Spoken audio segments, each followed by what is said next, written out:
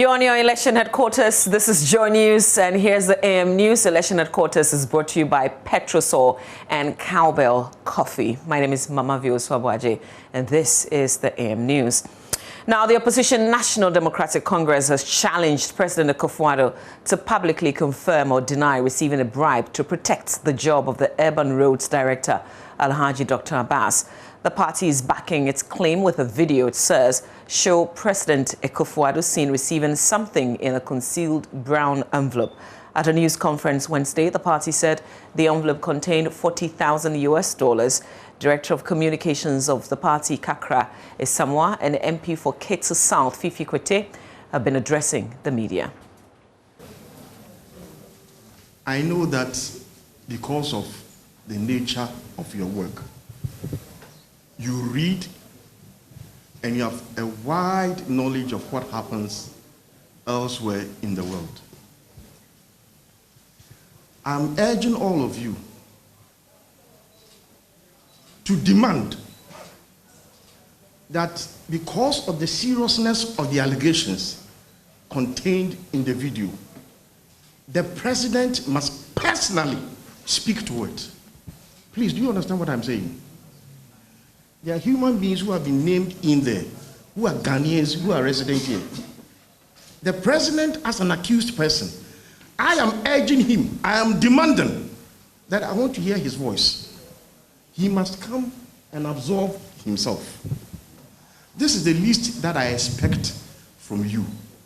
And I know that you will do your patriotic duty and call upon him to come and answer why he took 40,000 cedis as donation. And please, listen to me. Be patient. Why he took 40,000 cedis as party donation, or why he took $40,000 as bribe. I am sure if he came here today, to explain himself, you have questions for him. We have been in COVID, and all over the world, COVID has been called a global pandemic. But it's actually a bigger pandemic that confronts Ghana. It's a pandemic of deception that is ruling this nation. It's a plague of hypocrisy that is presiding over Ghana. It's a transformation of Ghana into a citadel of corruption and allow all the enablers to keep quiet while grave danger is going on. So what you're going to see today is again another systematic effort by our friends in the MPP to try to play a fast one over every one of you. I come from Nogokpo in the Volta region.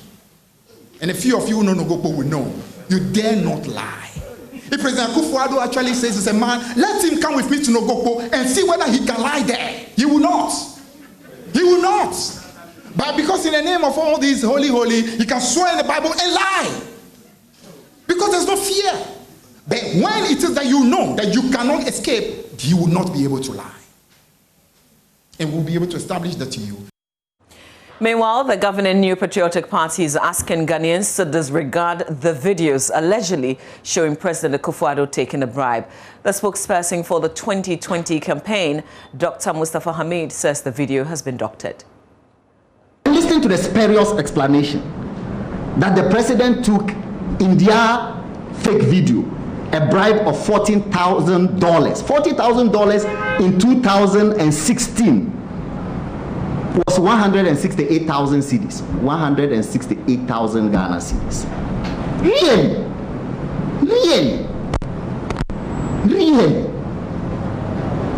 And they think that people will believe.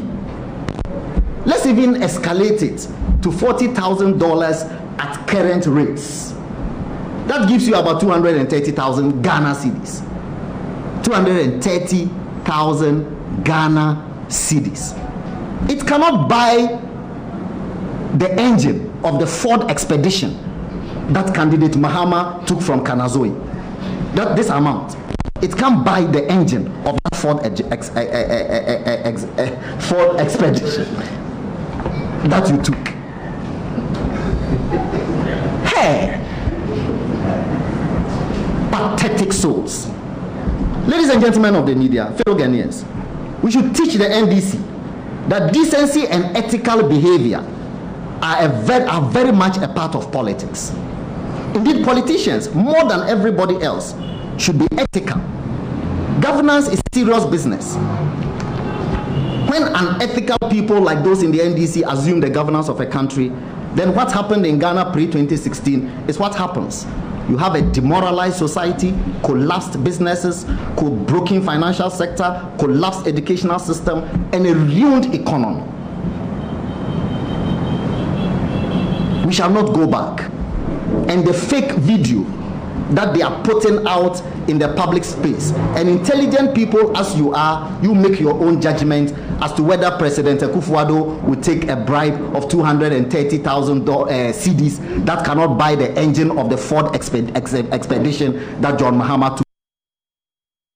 From the allegations and denials, the PNC, the People's National Convention's vice presidential candidate, Reverend Dr. Divine Ayivo, has implored Ghanaians to vote for his party in the December general elections for progressive change.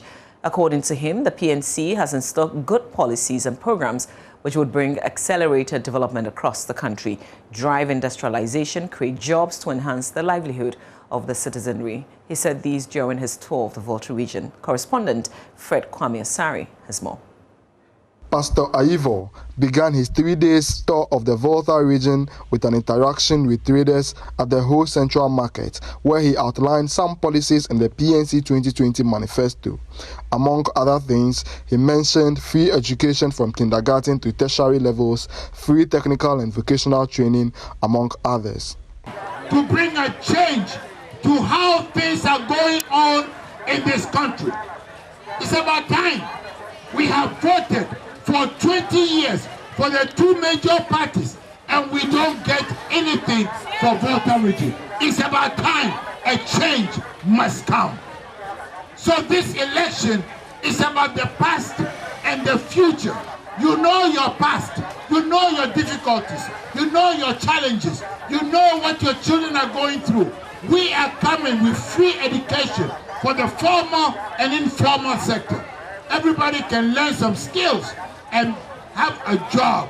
We are coming with free health care, absolutely free.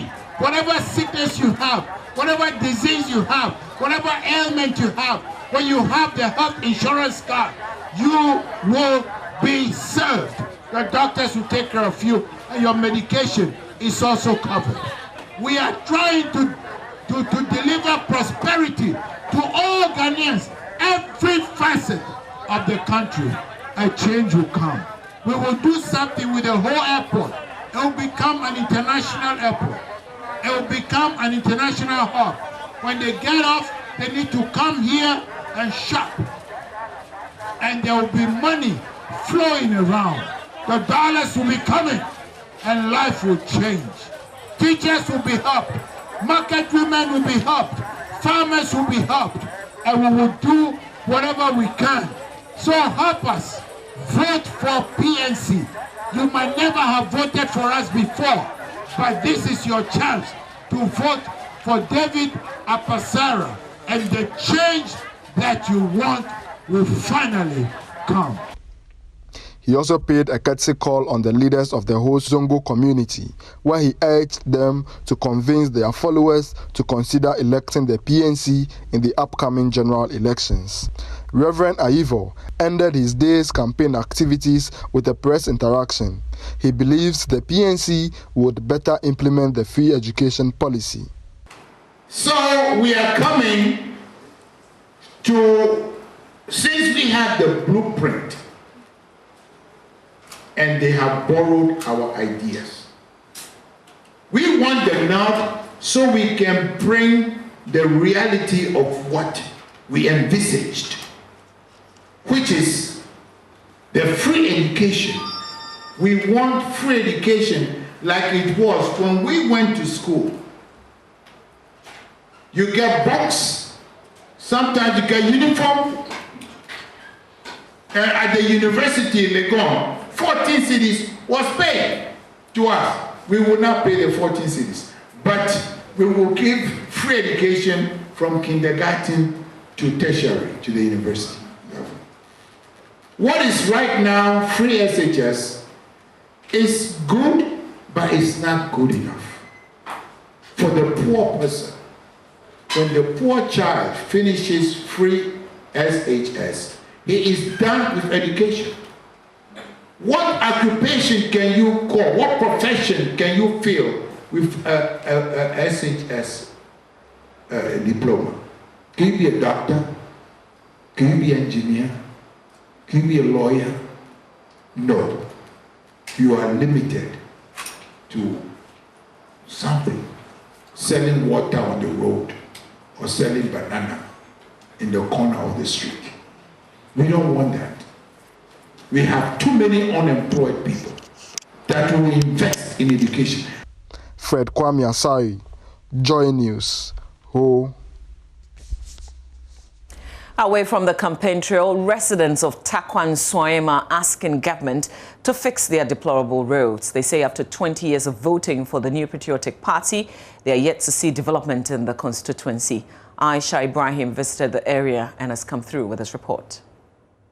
The Takwan Soim municipality is made up of about 438 communities, one of the richest in Ghana in terms of natural resources. But residents say for the past 2 decades, they have not had any major development in the area, adding their roads have deteriorated over the years. Our roads are very bad and nobody is paying attention. And then the whole day Kalamba from Takrada Deba Kalamba Bonne we have voted for the MPP for 2 years without development. We will vote the MPP out this 4 years. You road in our say. Sisi atakwa baby obefebia ye road in ye. Bonne bay natakwa ye dia Ghana. They are tekwa ha.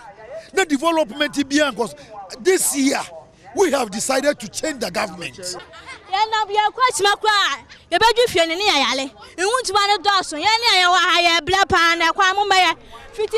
We are suffering, especially the pregnant women. Authorities must fix the road. Member of Parliament for Takwan Soim, George Mirekuduka, says there are plans to put the roads in shape in January 2021. Luckily, Parliament has approved 95 million euro to reconstruct Takrade to Takwa, and that credit must go to His Excellency the President of the Republic. But for this election, would have even started the sword cutting ceremony. But if the president comes to cut the sword, it's for the purposes of the election, and we don't want that to happen. So we'll do that immediately after the election in January, then get the road done. From Nsayem station to that of mile 5 junction, we're also doing the police enclave. We're doing the Zongo link roads. And the station is going to be paved. This is what we're talking about. An independent candidate, Joycelyn Appiah, says she is bent on splitting the NPP's vote come December 7. But incumbent Mirekuduka says he's unperturbed because the people will vote based on his track record. I see myself contesting the others, not an individual. We're 6 in number, so I'm not worried at all. I have the deeds of my people at heart. I mean, their plight is my concern, and I believe they will not disown me. Takwan Soim has been a stronghold of the NPP over the years. It's unclear if the voting trend will change in the coming elections.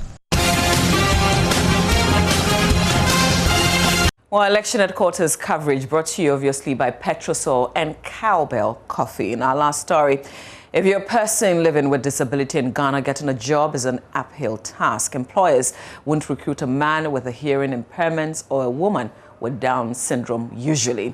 On the International Day of Persons with Disabilities, JoyNews puts the spotlight on the challenges faced by these individuals and how their livelihoods are affected by the discrimination.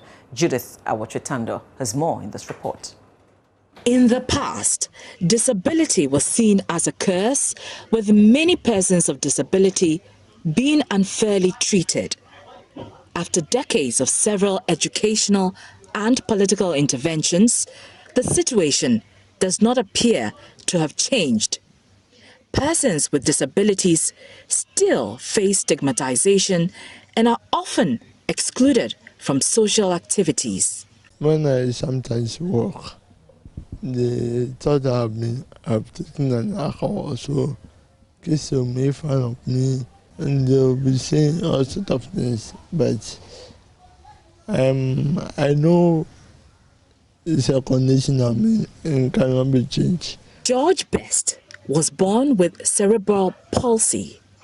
After 26 years of living with his condition, George still faces the same stigma he suffered years back.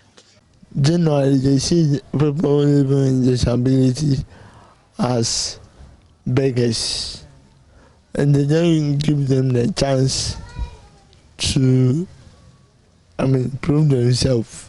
I've been to a ministry looking for a job, and then they sacked me out of that particular ministry saying I've been looking for a job with a fit certificate. Ya has lived with a leg disability for 48 years.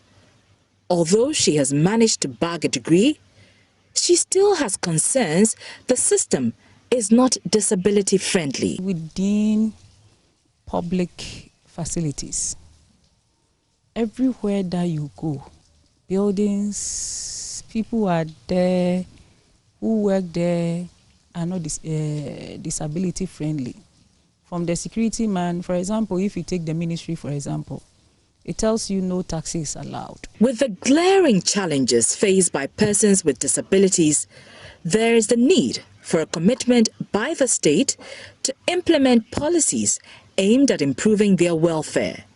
Many of them are helpless, and only a state intervention will save them.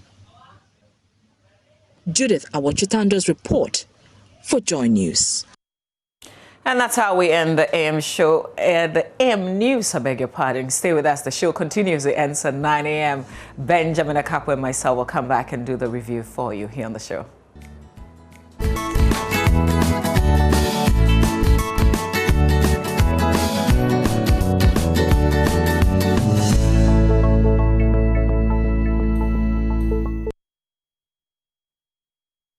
Well, thank you for joining us for the review. Why are you laughing or smiling? Like, what's up? Well, both of us were going to say something at the same time. Interesting. Yeah. I wasn't going to. Yeah, well, it's that kind of morning. Me, I'm excited. 4 days to election 2020, and it's warming up. Be anxious for nothing. No, anxious, no. Excited, anxious, no. They're two different things. Me, I'm just, at the end there, 8th December, 9th December, you've got your different parts, and we're good to go. And we're all looking forward to a peaceful, Absolutely. That's it. Some people today in the business community and the rest, they are sitting on tenterhooks because they really don't know how far. They don't know how things will go. And some of them in some way, are leaning this way or that into uncertain times. That's what I just want this bubble diffused. This thing about every 4 years sitting on pins and needles, Charlie. We'll go through it. We'll go through it. Oh, we'll go through it. Listen, the thing about Ghana, like when we're voting, we say to a lot of people, when you vote, go home. People will go home. They will. They will. It's usually... And this year, Monday is going to be a holiday. I'm sure we will tell you when we dig into the papers. But usually, voting days, the feeling is like a holiday already. Because the places are quiet. Yeah. It's only later in the evening, I guess, when counting begins. That's when you feel something. With the whole electoral commission thing and the petition for a holiday and all of that, in my mind, I was thinking, but on every election day, it is already like a holiday. It feels like yeah. You don't need to be told. But anyway, let's dig into the papers. Let's start with the Ghanaian Times newspaper. And on the front page of the Times today, obviously, election 2020, we're for peace. And the NPP, NDC, others declare ahead of December polls. But now, the issue, it's usually not about the candidate themselves, it's those of us who follow them. We are the ones who don't stand for peace. So That's why we always say that they should keep sending the message across to their supporters. So on the front page, there's President Akufo-Addo, there's the former President Mahama, and then Reverend Christian Andrews Gum, who is, according to some of the polls, becoming a third force, if you like, in this race. You know, practically consistently, it has been the Electric Shock Party, ECP, or if you like, CPP, that has carried that slot. Well, let's see whether they can be dislodged by, you know.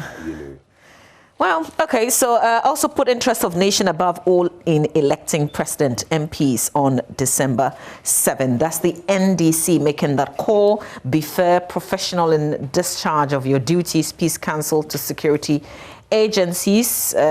Reverend Professor Emmanuel Asante. And he is the one that...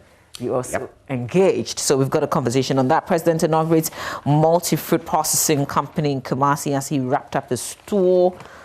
In the center spread, where for peace, MPP, NDC, others declare ahead of December's polls. That story proper is in the center spread of the paper. And then non-denominational Thanksgiving ceremony held for 85 million Euro Qatar water projects. On the back page, which it would be interesting to find out what project that is, because I don't know whether it is tied to the Qatar Sea Defense Wall or something. No. This is the Qatar water supply rehabilitation and expansion projects. Right. Because oftentimes you hear of some of these projects and time and again it's the same projects, you know, consuming millions upon millions, and you're asking what happened before. So, well, thanks for that clarity. On the back page, refurbished DVLA office in Cape Coast inaugurated, and there's a 625 Odona market traders. 625 Odona market traders receive 1.8 million Ghana cedis relief package. That was quick. What do you expect? It's 4 days to the polls. Hello. Okay, the story's on the back page of the paper. Okay, let's see on page 3. Let's check out the crime stories there. Court orders arrest of bank manager for embezzling 480 Ghana cedis. Is a Bekwai Circuit Court that has issued a bench warrant for the arrest of a former bank manager of Senapabia Savings and Loans for allegedly embezzling 480,000 Ghana cedis belonging to the bank. Samuel Agri, 35, was reported to have diverted 166,520 Ghana cedis, being customer deposit stolen 278,820 from the bank's vault. So the deposit plus what is alleged to have been stolen, and then withdrawing some 34,660 from Electron Beam loan trap, of the branch of the bank. It's a lot of detail you can read on. And then Okada rider dies in road accidents. A tragic one. A rider of a commercial motorcycle, popularly known as Okada, was yesterday crashed to death in a road accident on the Kwame Nkrumah overpass here in Accra. Man arrested for hacking into Facebook account of policeman. People are daring. I think yesterday was some jealous lover boy who tried to post the nude photos. Actually did threaten. So that was blackmail, right? Yeah, exactly. And this time around, is somebody hacking into the Facebook accounts of a policeman. It says a 20-year-old unemployed who allegedly hacked into the Facebook account of a policeman to defraud a man has been arrested by the police at Keta in the Volta region. Felix Osei, the suspect who's been granted police inquiry bail to assist in investigations. So director of the Cyber Units and Child Protection Digital Forensic Laboratory, Assistant Commissioner of Police, Dr. Gustav Herbert Jansen, confirmed the story, but the court held that on June 10, 2019, which was last year, a complainant, a policeman, reported that on May 21 last year, he received a message from One Carriage, his mutual friend on Facebook. Dr. Jansen said the complainant became confused, and when he contacted the victim on phone, he said that they had a chat using a Facebook account, which the complainant confirmed to be his, but denied ever having such a chat. So ASP Youngson said in the said chat, the complainant was alleged to have promised to recruit the victim into the Ghana Police Service upon payment of money. According to the complainant, he tried logging onto his Facebook account, but he could not access it. He realized the account had been hacked, and he reported to the cybercrime unit for assistance. For the rest of the story, kindly grab the paper and read. Well, let's go to the Daily Graphic, a newspaper. Let's see how graphic the information is. Final push parties and frantic move for votes, and pictures there of the two big, wigs, if you like. The MPP's Nana Addo Dankwa Akufo-Addo and, of course, the NDC's John Dramani Mahama. There's also graphic commiserates with Rawlings' family. We're satisfied with special voting, political parties say. And then this interesting one, the NDSSI disburses some 1.83 million to Ordona fire victims. So I think over 650 of them benefiting 625 from that package. Let me just check the numbers. It's 625, on page 625. 625. 625. Okay, so that's the 625, 1.83 million. And they're receiving between 2 and 5,000, and it's via mobile money. Well, let's move on to other stories. Let me just do this international one quickly. Nigerian police raid baby factory. And police in Nigeria have rescued 10 people, including 4 children, 4 pregnant women, and 2 other women from an illegal maternity home, a spokesman said yesterday. The operation was carried out at the so-called baby factory in the Mowe area of the southwestern Ogun state last Tuesday. In other stories, the UK has become the first country to approve COVID-19 vaccine, a specific vaccine. But let's go to the center spread of the Daily Graphic. That's page 33, pages 32 and 33. Will Volta region marry NPP or stick to the NDC? And the NPP, for example, has been saying that the leadership of the party are saying they are working towards Agenda 535. That is 5 seats and 35% of the total valid votes cast. But the NDC has maintained that the Volta region is a no-go area. You do know that in the northern tip of what used to be the Volta region, now OT, the NPP had made some gains in that arena. Who was it that was saying recently that if you are always voting one way for a political party, it's evil, sort of? You don't have... I've just forgotten. I'll check on it. It is evil? There was something the person said. Even this morning, I overheard it again. That's somebody's constitutional rights. If they decide to give it one way, that basically the idea is if you're not thinking through policies and the rest, you're just stuck to, I'm voting this way. This is where I am, and it's going to be that, even if sebi it's a donkey on the ballot. Okay, yeah. Shouts to Elom, yeah.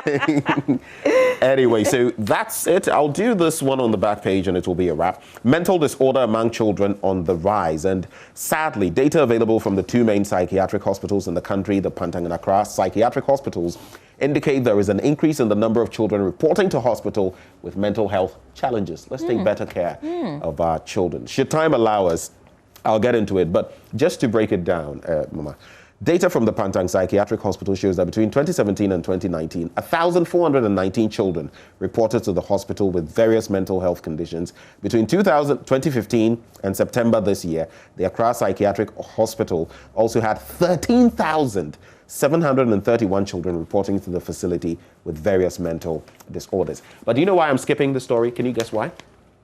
IGP inaugurates a switchery. And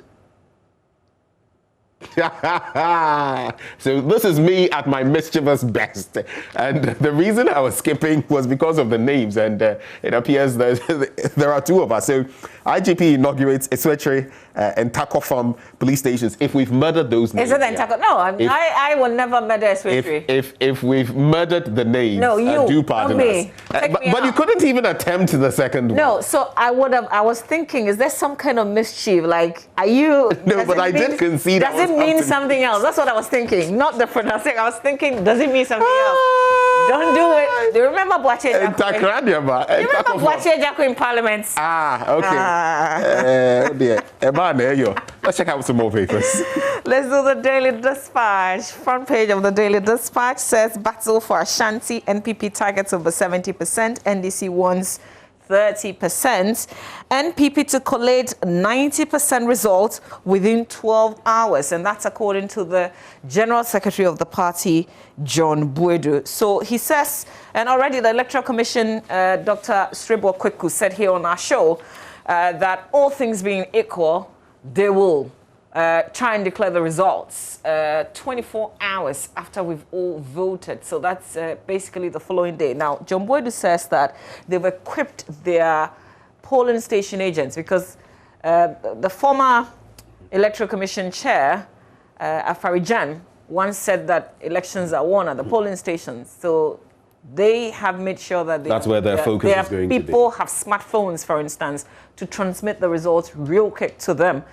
So they trust that within 12 hours after the elections, they will be able to. But here's my they should hasten with caution on such matters. Even the Electoral Commission itself, you've given yourself timelines. You know, shoot for the stars, aim for the stars. If you miss it, maybe you'll find the moon or something. It doesn't mean by hook or crook you must go that way, because that could lead into something we don't want. Was it 2008, 2012 when all that melee was going on and the MPP, I've forgotten whom exactly, Jacob Lamte later having to come into this matter, the National Peace Council, where, you know, it was declared that the MPP that they had won, only for the Electoral Commission to say something else, that no, that is not what had happened. That was when, you know, some NDC youth were massing up and all of that, the Electoral Commission. We don't want scenes like that. So as much as you may have your people on the ground doing the work, let the body mandated to do the declaration do it. And let's not be in too much haste to say we have won or this or that. That could just degenerate into a whole lot of wahala. Are you done with that paper? Yes, sir. The Ghanaian publisher, President Akufo-Addo, declares Monday, 7th December, a public holiday. You know what that means, right? Tomorrow, you're going to work. Yeah. I'm sorry to burst your bubble like that, my Charlie. So yesterday when I posted it, friends reached out and said, are you sure? Like, are you sure? Because this was before the statement came out. And I said to someone, I almost say plans, and I said, Charlie Basa. Then you just push it to Monday. Monday's a holiday. It's a long weekend. Oh, voting day, yeah, Charlie. What you going to do? You're not going to vote. We'll come back to work. Government exceeds August and November revenue as a result of ICOMs. Never trust Mahama, NPP tells Ghanaians. Our bauxite will benefit all and will not be owned by one person. Akufo-Addo saying that. Adan Salt project to create 600 jobs. That's it with the Ghanaian publisher newspaper. Let's jump into the Daily Guide newspaper. Front page says Mahama lied about me. Professor Ade saying that stories on page 6. We'll try and dig in and bring you a bit more of that. Also, bauxite not for one man. That's according to President Akufo-Addo. And NDC runs with fake tape. Empty bullets fired. That's attributed to Kweku Bakujinia. Don't use kits for campaigns. The same call by Bright Appiah. That story was in some of the papers yesterday. It's in the Daily Guide today.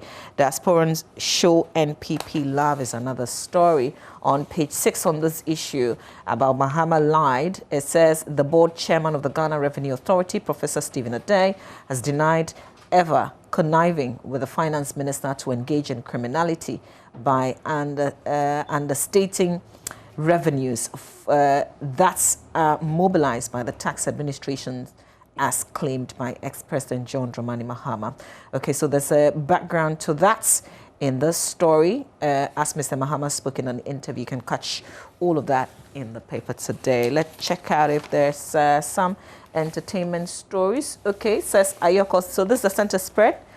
Ayoko Boche fires back over Dumelo Bruhaha. Shelley Ayoko Boche, Minister for Foreign Affairs Regional Integration, has clarified her recent statement that Parliament is meant for serious people.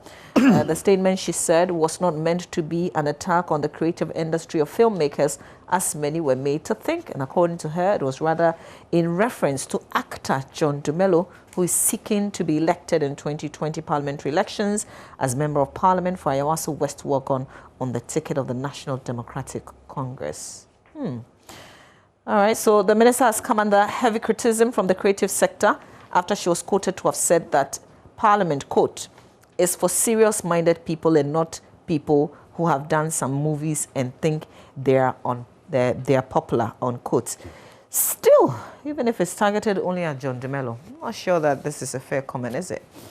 All right, Dead Body returns to music scene. Give me that. You just brush all people in that category with one brushstroke, and I think such statements are highly unfortunate. Yeah, highly unfortunate. Yeah.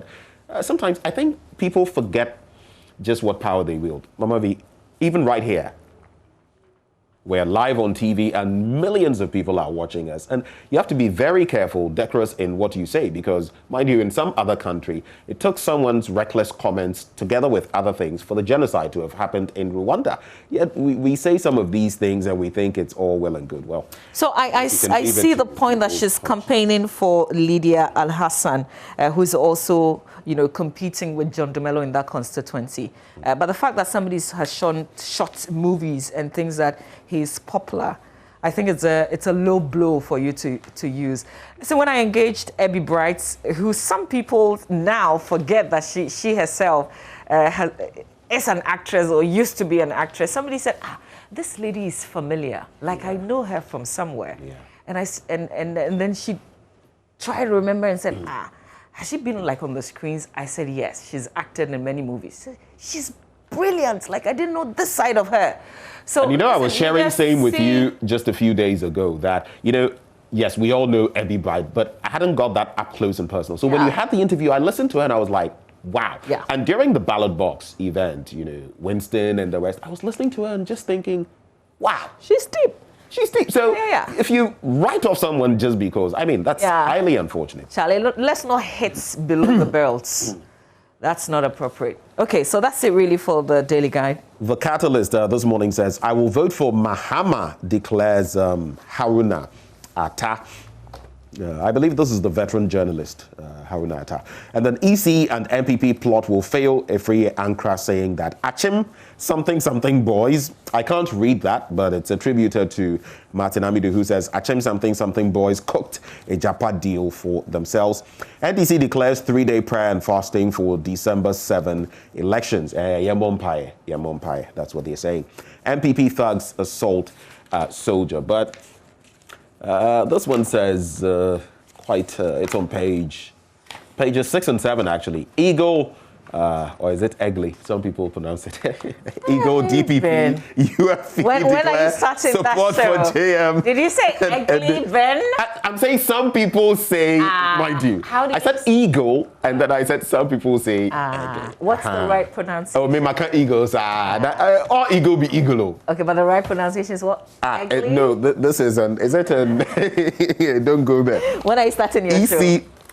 Let's let our boss decide and we'll start. I'll give you something nice every day. EC and MPP plot will fail. But in case you were wondering, to do with Diego Maradona, police raid house and clinic of the doctor who actually took care of him. That's it with the Catalyst newspaper. Let's do the business finder. Front page, box site will benefit all. President Akufo-Addo assures Ghanaians. Bank of Ghana lauds banks over COVID-19 response measures.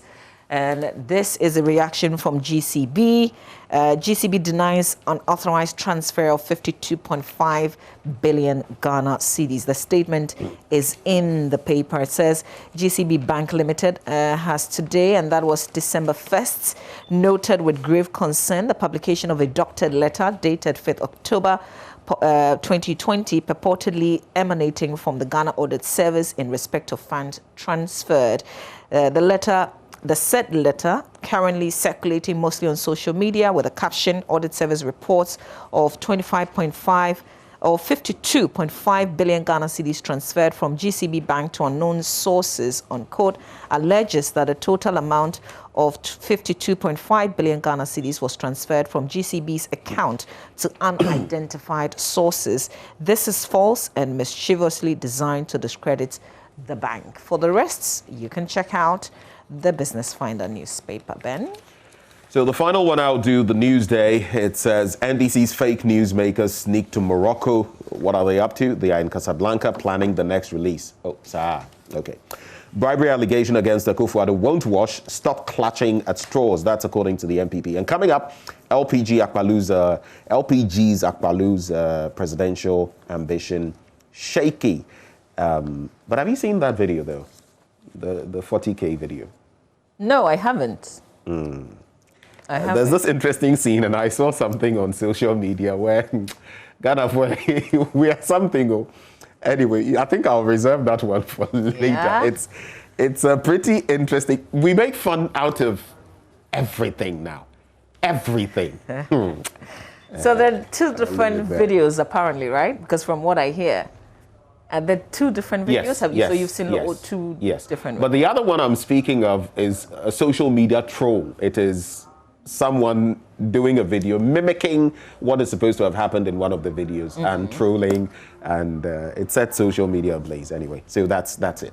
If you want to check it out for yourself. Mama. Okay, so shall I show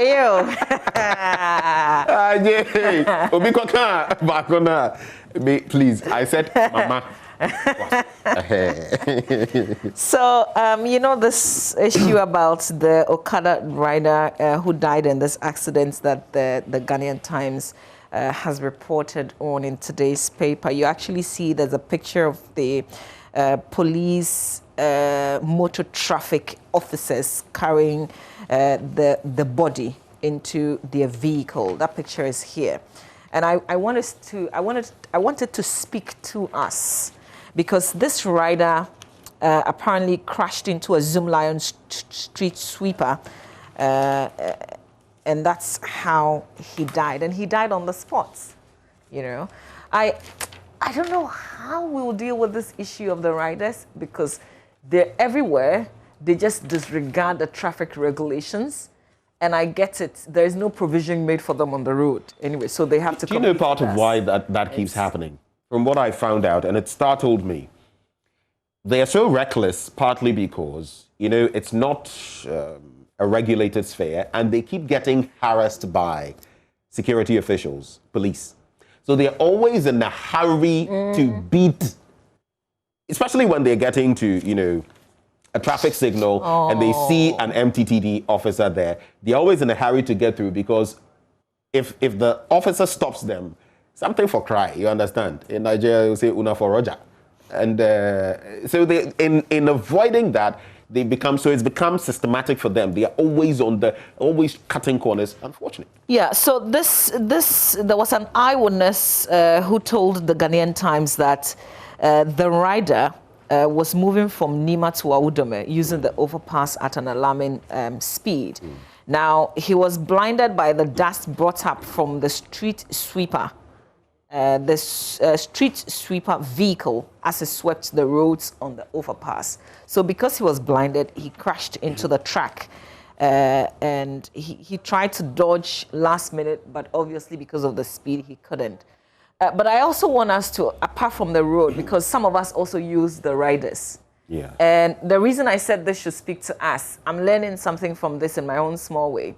When I use my dispatch, I think sometimes I put unnecessary pressure on him, because I want the thing delivered. There is this impression that they are so fast, and sometimes we are thinking way faster than they actually ought to be. Yeah, because I'm calculating if Ibrahim will have to, like, I'm sending Ibrahim to go to Legon. I'm thinking because he's riding, he should come back like within just some few minutes. And right now I'm just realizing that no, it shouldn't be that way. Sometimes we put too much pressure on them and they end up speeding. And sometimes it ends up tragically like this one has happened around Circle. We'll quickly go online. Mama V will take us through My Joy Online. But right before that, on page 40 of the Daily Graphic, just to let you know this, check it out. Tips to be financially savvy this Yuletide. Okay, Christmas is coming. You need to manage your money. The head of retail banking of the First National Bank Ghana, Mrs. Hannah Annabel Aqua, has some tips. And the first one, I'll just tease you with that. The need for people to plan their budget and be honest with what they can afford. What can you afford? Cut your, whatever, according to your cloth.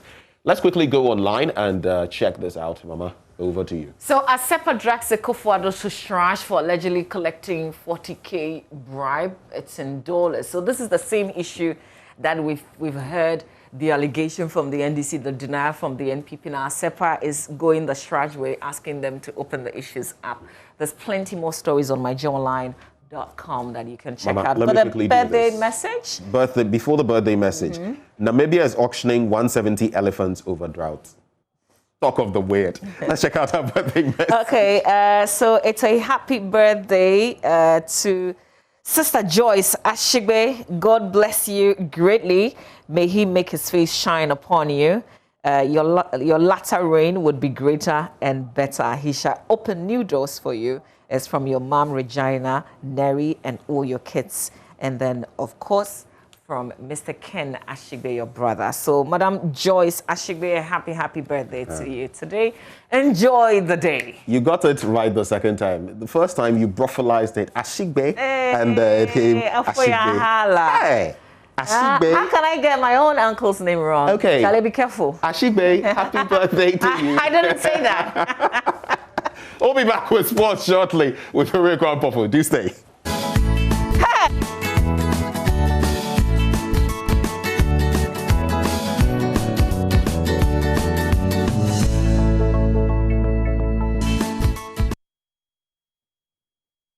Hello, good morning and welcome to the AM Sports with me, Oreko Ampofo. We do start off from some athletic stories where Secretary General of the Ghana Athletics Association, Bawa Fusaini, says it will take about 4 months for the football, the athletics to be taken care of by the government before they can provide support for sports, because certainly once the government does come in, it would take some time for them to settle before they would be able to offer help for the sport of athletics.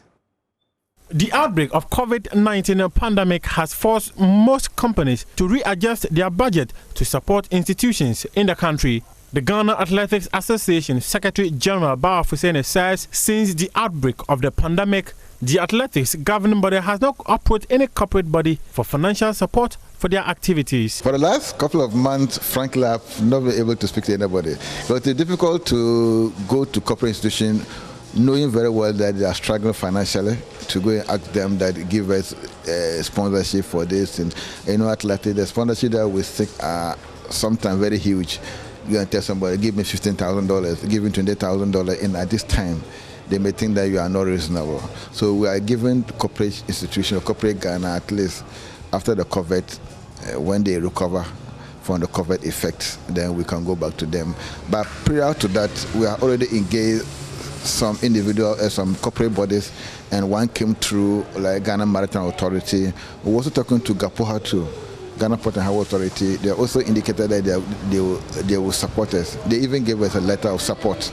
So just when they were about to make good of their pledge, then the COVID came. So all of us sat back. Maybe early next year or at the end of December, we'll sort of remind them that we had a commitment with them. Apart from that, we've not gone back to any corporate institution, knowing that this is not a time to go knocking people's door for money. Bawa Fusaini believes funding for sporting activities in the country, especially the Ghana Athletics Association, will prove difficult. The sports in general beyond COVID is going to be very difficult. Very, very difficult in terms of funding. And coming out from elections and the COVID effects on the private sector, they need to regain their financial strength before they can be able to give sponsorship. And coming up from the elections, it will take 2, 3, 4 months before the new government will be able to settle down to be able to give something out for the preparations. So in all, it is not going to be as usual. It's going to be a pretty difficult. The GAA is hoping to organize one more event for athletes to help them participate in the Tokyo 2021 Olympic qualifiers. Let's come to Ghana football, where some coaches have been hauled before the disciplinary committee of the Ghana FA for berating referees' performances. Now, referees manager of the Ghana Football Association, Alex Cote, says people have not been properly educated by the rules of the game. For the referees, we have told them to be fair in their judgments, to ensure that whatever decisions they are taking is backed by the laws of the game. There is this new concept that FIFA has introduced, that is football understanding. We took them through that. Because you see, in every decision that you make on the field of play, you must ask yourself, what will football accept? You understand? So football understanding is very crucial now. And so we have taken them through that. We have done everything. For the media, I think that we still have a lot of work to do. The education aspect in terms of the media hasn't gone down that very well. And so looking at that, I would say that yes, okay, we still have some work to be done there. More especially once they will be running the matches, they will be running commentary on the matches. They need to be spot on. They need to say what the law is saying, so that they don't say things out of their own opinions and that sort of thing. I've listened to some commentaries over the week when our local people, the local media wants to analyze some incidents. You realize that whatever they are saying is not correct. You understand? Some have them very right, but then it's not everything that they are saying there that is correct, very, very well. So I think that we need to step up more education to the media, and so that is that.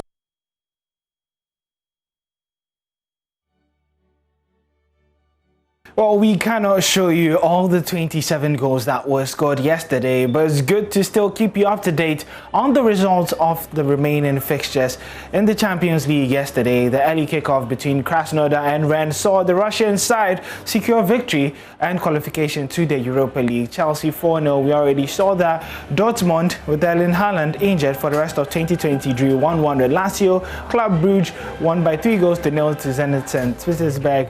Frank Varos being beaten by Barcelona by 3-0. Juventus winning 3-0 as well versus Dynamo Kiev. Morata and Cristiano Ronaldo on the score sheet. And what a dramatic game we did see between Istanbul Basaksehir and RB Leipzig. The last-minute goal there securing the victory for Leipzig, and then we saw the game between PSG and Man United. Well, there's still some more European League action, and from the Champions League we usually move to the Europa League, where some of the big games that would be featured today sees AC Milan versus Celtic, LSK Linz would be playing versus Tottenham Hotspur, Roma face Young Boys, Arsenal face Rapid Vienna, Benfica face Lech, and AZ Alkmaar would be hosting Napoli, as Zoya Luhansk would be hosting Leicester, who have already secured qualification to the next round of the Europa League. Let's come back to Ghana and talk a bit about football infrastructure development, because a sod has been cut for the construction of an ultra-modern pitch at the Adjingano School Park right here in Accra. There's more in the following report by my colleague Asari Widiako. This is the Adjingano School Park here in Accra. It's bumpy and undulating. But local footballers who play on this pitch will be smiling soon because a sword has been cut for the construction of an ultra-modern, state-of-the-art AstroTurf. Speaking during the sword cutting ceremony on Wednesday, Member of Parliament for Adenta, Honorable Yaboabena Samoa, underscored the importance of this project. The importance of Adentan constituency is to have a vibrant social sporting life for the youth. It has its advantages. It brings bonds between the youth. It opens opportunities for commercial success. And above all, it showcases the constituency as well. Now we are aspiring to league status in order to be sure that we are able to play in the GFA rankings. And one of the prerequisites is to have standard size pitches. So we have 2 opportunities for standard size pitches. There's one already under construction and this one. So we sought support for this process. Unfortunately for us, with the help of a leader in the community associated with Ghana Gas, as part of their corporate social responsibility towards the youth, which is a program they are running, a program to support the youth, Ghana Gas was kind enough to include Adentan in providing a facility that will serve the interests of the youth. Robert Coleman, Chief Executive Officer of the company, hopes to construct an artificial pitch in every constituency in the country by 2024. To the one constituency, one artificial turf concept where we are running. You know, somewhere 4 or 5 years ago, we started with this concept. And let me use this opportunity to congratulate His Excellency the President, Nana Addo Dankwa Akufo-Addo.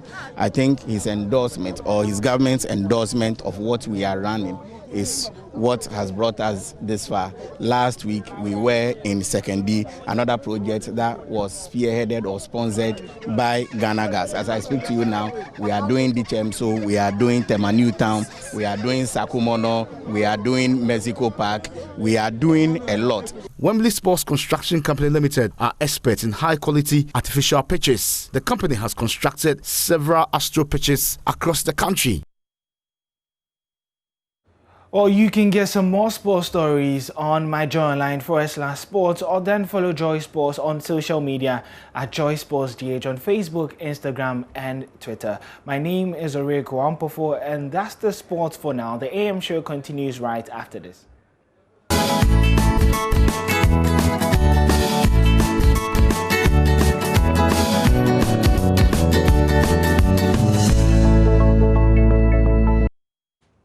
Welcome back on the AM show. It's 4 days to election 2020, and don't you forget, right here, we are your election headquarters. But have you heard? Let me tell you, the news has never been this exciting. Win a Kia Pegas and amazing cash prizes in the Graphic at 70 loyalty promo. Yeah, you heard me right.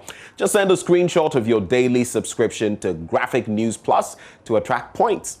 Drop cutouts from our newspapers into drop bins at selected locations near you to attract more points. Drop off your old copies of Graphic Communications newspapers at designated drop-off locations for some points, as well as improve your chances of winning big in the Graphic at 70 loyalty promo. Just dial star, note this now, star 706 hash, star 706 hash to join and start accumulating your points. The Graphic at 70 loyalty promotion with lalafio.com, that is LALAFIO.com, is supported by Rana Motors. So I'm brophilizing it. Lalafio, kind of like in Ghana. So lalafio.com, and it's supported by Rana Motors. You want to win big? Well, how about you get in there? So coming up next, as we are in the thick of things when it comes to election 2020, we're going to have an interaction with the flag bearer of the NDC, and that is John Dramani Mahama. It's an interview my colleague Emefa Apau had with him. You don't want to miss a beat. That's up next on the AM show. Stay. This is the Joy News channel. We're also on Joy 99.7 FM and myjoyonline.com. Thanks for your company. And today we have a rare opportunity to have a sit down with the flag bearer of the NDC, John Dramani Mahama.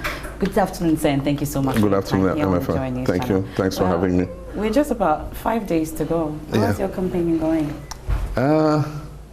It's on the home stretch now, and we've run a good campaign. I'm quite satisfied. We've covered a lot of bases. It's been a tight campaign, generally because of the COVID outbreak and the restrictions on movement and gatherings. It delayed the start of the last phase of the campaign, even though we had begun from last year, manifesto writing, primaries and all that kind of thing. And so it meant that we had to cover more ground in a shorter time, but it's been satisfying. Well, glad to hear that. But I would want to find out about what kind of briefing you're receiving, at least from the special voting. It was just yesterday, 1st of December.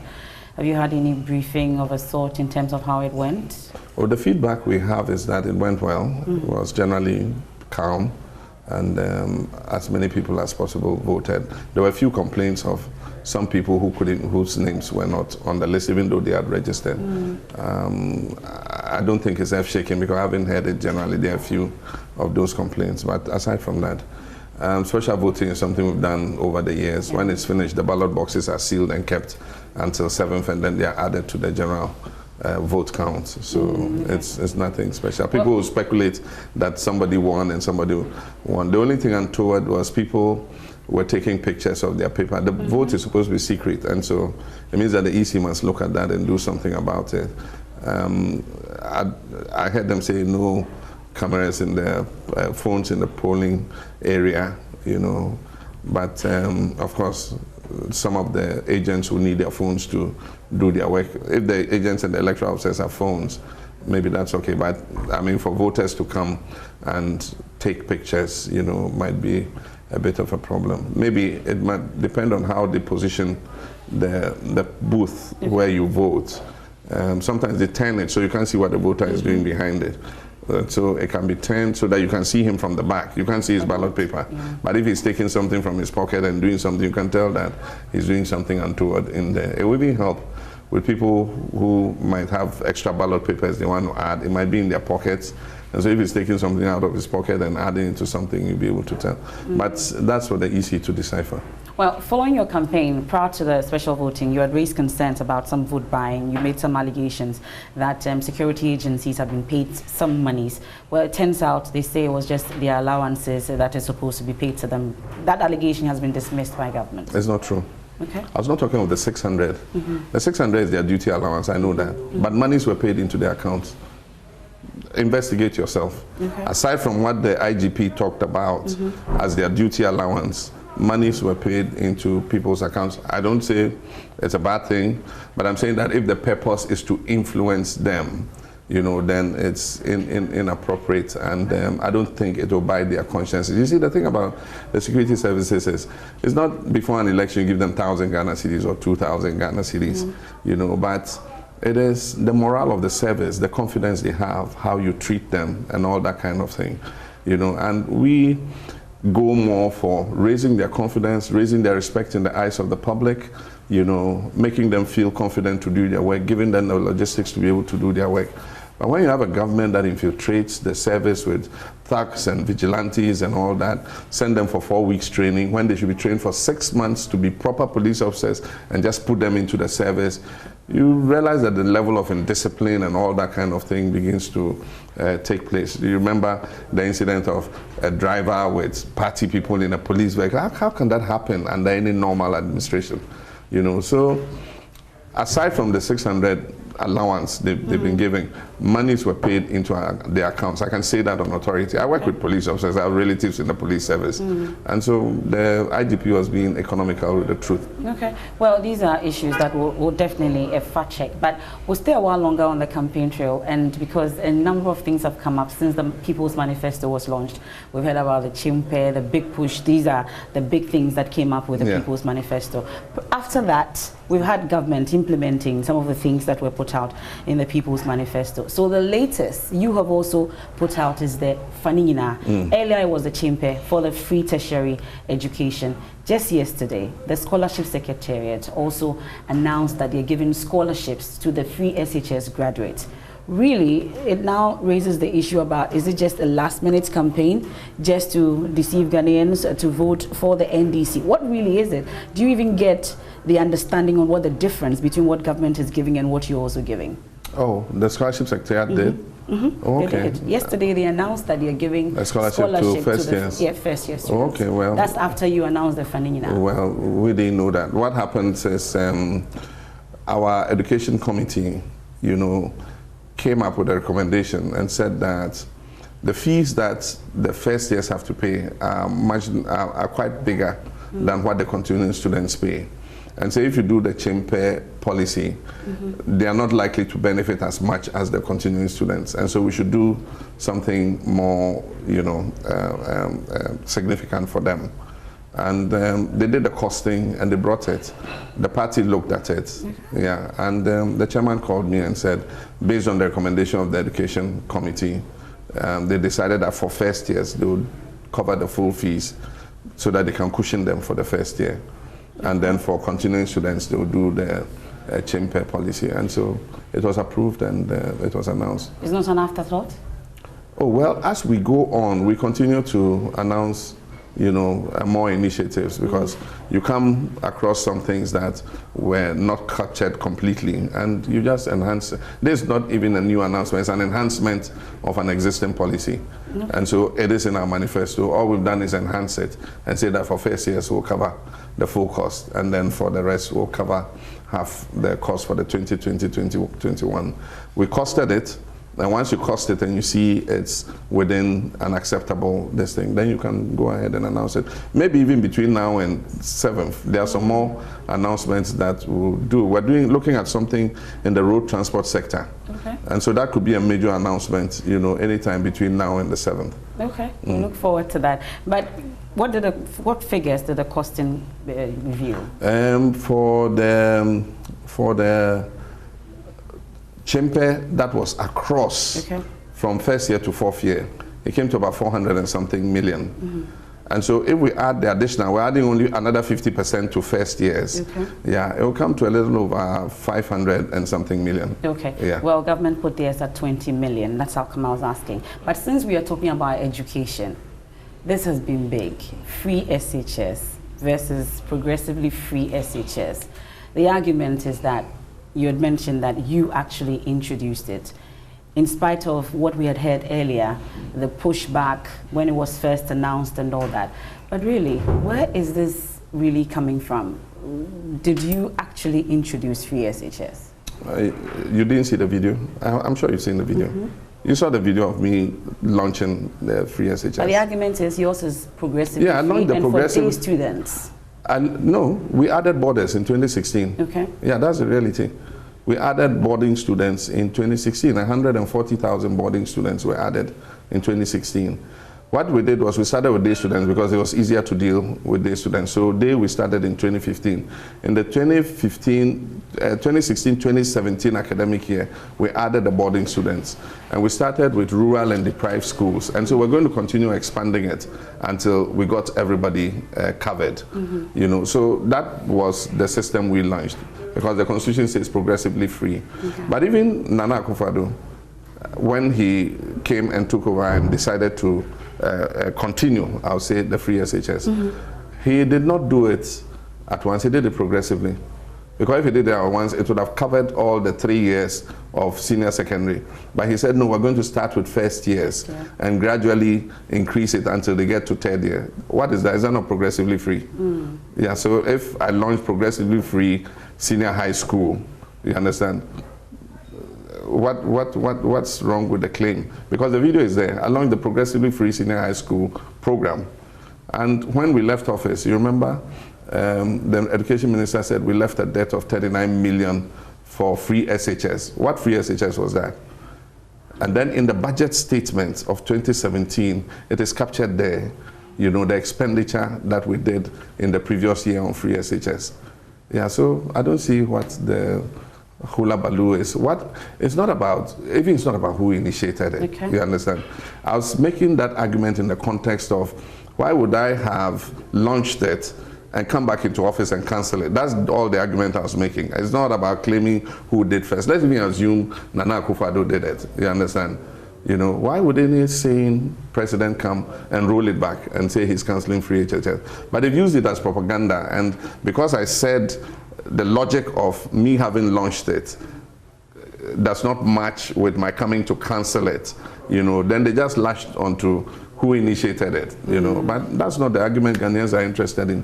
Ghanaians are interested in, one, resolving the challenges in the free SHS. And that's what I've been talking about. I've been talking about how we can get rid of the double track. I've made a commitment to Ghanaians that within 1 year we'll get rid of the double track. We'll run the free SHS more efficiently so that we can make savings. And those savings will go to improve quality. You understand? We need to give them books, we need to give them, other learning aids and things so that we can improve the standard and the quality. It's not about mass producing, students every year from free SHS. It's also about the quality of the free SHS. And so we will introduce efficiency in running the free SHS. And whatever savings we make, including any new investments, we'll put into improving the quality. Okay, so the assurance is that under your government, the free SHS will be run, but more efficiently. More efficiently. Okay. We'll cut waste, and then we'll use that waste to improve the quality of the free SHS. Like we said, we're going to include private schools, because in some areas, they only have a private school. I went to Elubo. The only secondary school in Elubo is a private school. And since free SHS started, all the parents have withdrawn their children from the school because the public school is free, the private school you have to pay. And so we've met with the proprietors of private schools, and they're prepared to sit with government and come to some arrangement where we let some of the children come to their schools, under some scholarship scheme. And so we're going to add private schools to the free SHS. How can I be cancelling free SHS when I'm adding private schools, students in private schools to the free SHS? Okay, let's hit the ground again because I'm sure you've covered every nook and cranny in the country with your campaigning. But going round, do you think that you did enough for the people of Ghana with the resources you had as a president? Yeah, we did enough. I mean, if you look at our track record, in terms of social and economic infrastructure, it is unparalleled in the history of the Fourth Republic. We added more social and economic infrastructure in one single administration than any other administration. In the area of electricity access, in the area of access to water, small town water systems, in the area of access to education, that is schools under trees, senior high schools, the community day secondary school concept, in the area of improving the road network, in the area of markets to aid economic activity. We built more markets than, under any single administration. We improved the airports in order to boost aviation. We expanded the ports. We did a major expansion of Takoradi Port.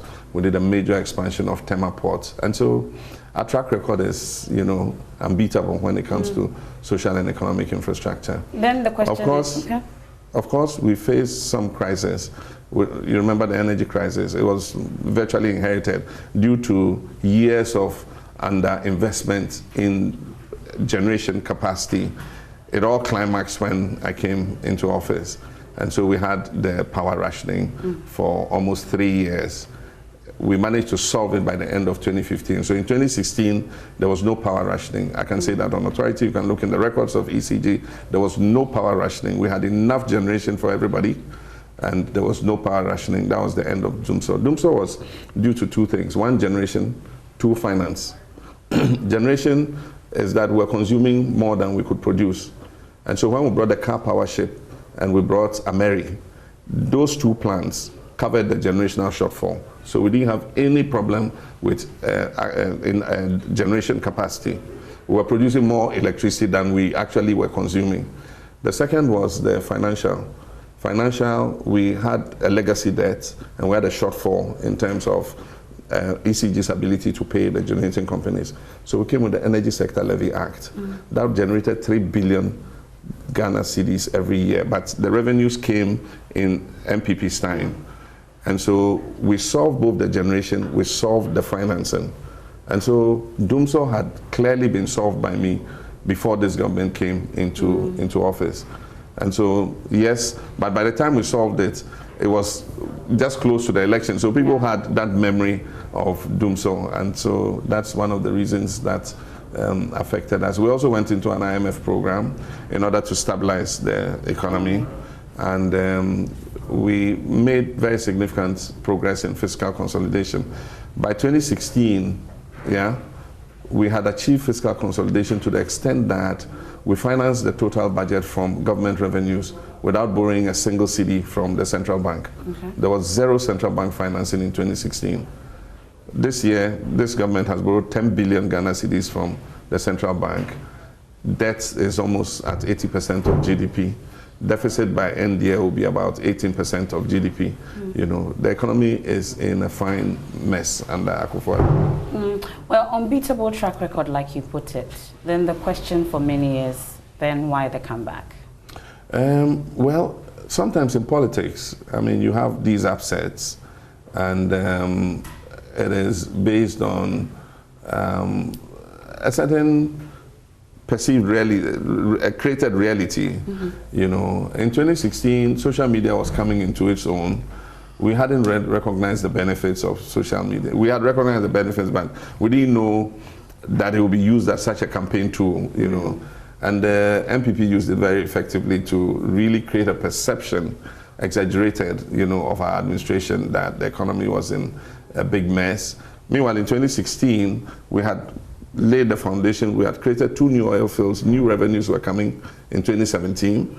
You know, we had created ESLA. We had left $270 million in the Ghana Infrastructure Investment Fund as seed money. We had left $300 million in the stabilization fund. We had left money in the sinking fund, $200 million to pay off the Kufuor debt. The economy was coming into its own and creating a platform for a new government to take off. You know, but I mean, they really have messed up their opportunities. They get more than 5 times more revenue from oil than we did. Everything we did in this economy was with 1 oil field, Jubilee. This government has had Jubilee, 10 field, ENI, Sankofa, 3 oil wells with revenues coming from these 3 oil wells. And yet they've not been able to create the kind of economic buoyancy that is needed. And they use a lot of propaganda in social media to tar us with the brush of corruption, incompetence. You remember, they just kept repeating incompetence, incompetent, you know, and telling a lot of tales that I was the owner of DKM. Today you see a picture and the owner of DKM is walking with the interior minister, you know, very comfortably in an MPP t-shirt. But they made people believe that Lodina and I own DKM and that we brought it to fleece the people of Bronga Hafo and the places where DKM operated. They said I had a hotel in Dubai. I challenged them recently. I said, look, let's go identify the hotel. We can sell it if it's mine and bring the money to help the economy. Did they take up the challenge? No, it's been a loud silence. They said I have ships in Tokyo Harbor. Myself and Lodina diverted $100 million, you know, World Bank money to a Swiss account. You know, I had impregnated my housemaid. You know, I mean, it was just a real, they had troll factories that were just manufacturing these stories. And the mistake we made was, we said, oh, but Ghanaians will know this is not true. And so we didn't really come out to defend and explain and things. And so we just left and said, oh, Ghanaians will know these are not true. You know, but they went and took some houses in US and said, oh, this is Felix Ofosu-Kukach's house. This is James Ajenim Boateng's house. This is John Mahame's house. This is White House. And they even gave addresses. You know, this person's house, Hollywood Boulevard, you know. And you assume that these are things that people realize are not true. But, you know, somehow perception is larger than reality. And so when it happened, but I said posterity will vindicate us. And increasingly, posterity is vindicated. People can now see the social and economic infrastructure record. At that time, when we produced the Green Book, you know what they told people? They said it's Photoshop. We went to Dubai and took pictures and came and published the book and said we had done them. But those things are physical. They are here. University of Ghana Medical Center. They said it didn't exist. Today, when ministers of this government got COVID, that's where they sent them for cure, you know. It's circle interchange, even though it exists. They told people that no, that's an interchange in Dubai, you know. But I think that with time, people have come to recognize the track record. Life was better under us. I mean, the economy, people did not suffer as much hardship as they do now. Petrol was selling at 14 cedis a gallon. Today it's 24 cedis a gallon. And yet when it was 14 cedis a gallon under me, they incited the drivers to go on demonstrations and all that. You know, today 24 cedis a gallon. Go ask the drivers how they are managing. You know, by the time they buy petrol, pay their car owners, they have virtually nothing to take home to their wives. You know, life is hard. Well, you talked about the economy being in shambles, knowing the foundation that you set before you went out of power, and seeing the number of promises that you have put out, hopefully to implement when you become president. I'm curious, how are you going to be able to implement these, knowing that from where you sit, like you say, that the economy as it stands now is in shambles? A lot of the promises we have made are policy promises. So we just need to adjust policy to take, for instance, I mean, the new gold initiative and rationalizing the small-scale mining sector. It's mainly policy adjustments, you know, licensing and regulating Okada. It is policy adjustments.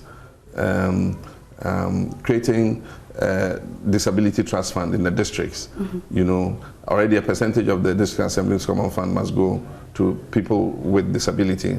And so creating a disability trust fund in the districts is policy. Just create the fund, name the board of trustees and put the money there and then let them disburse.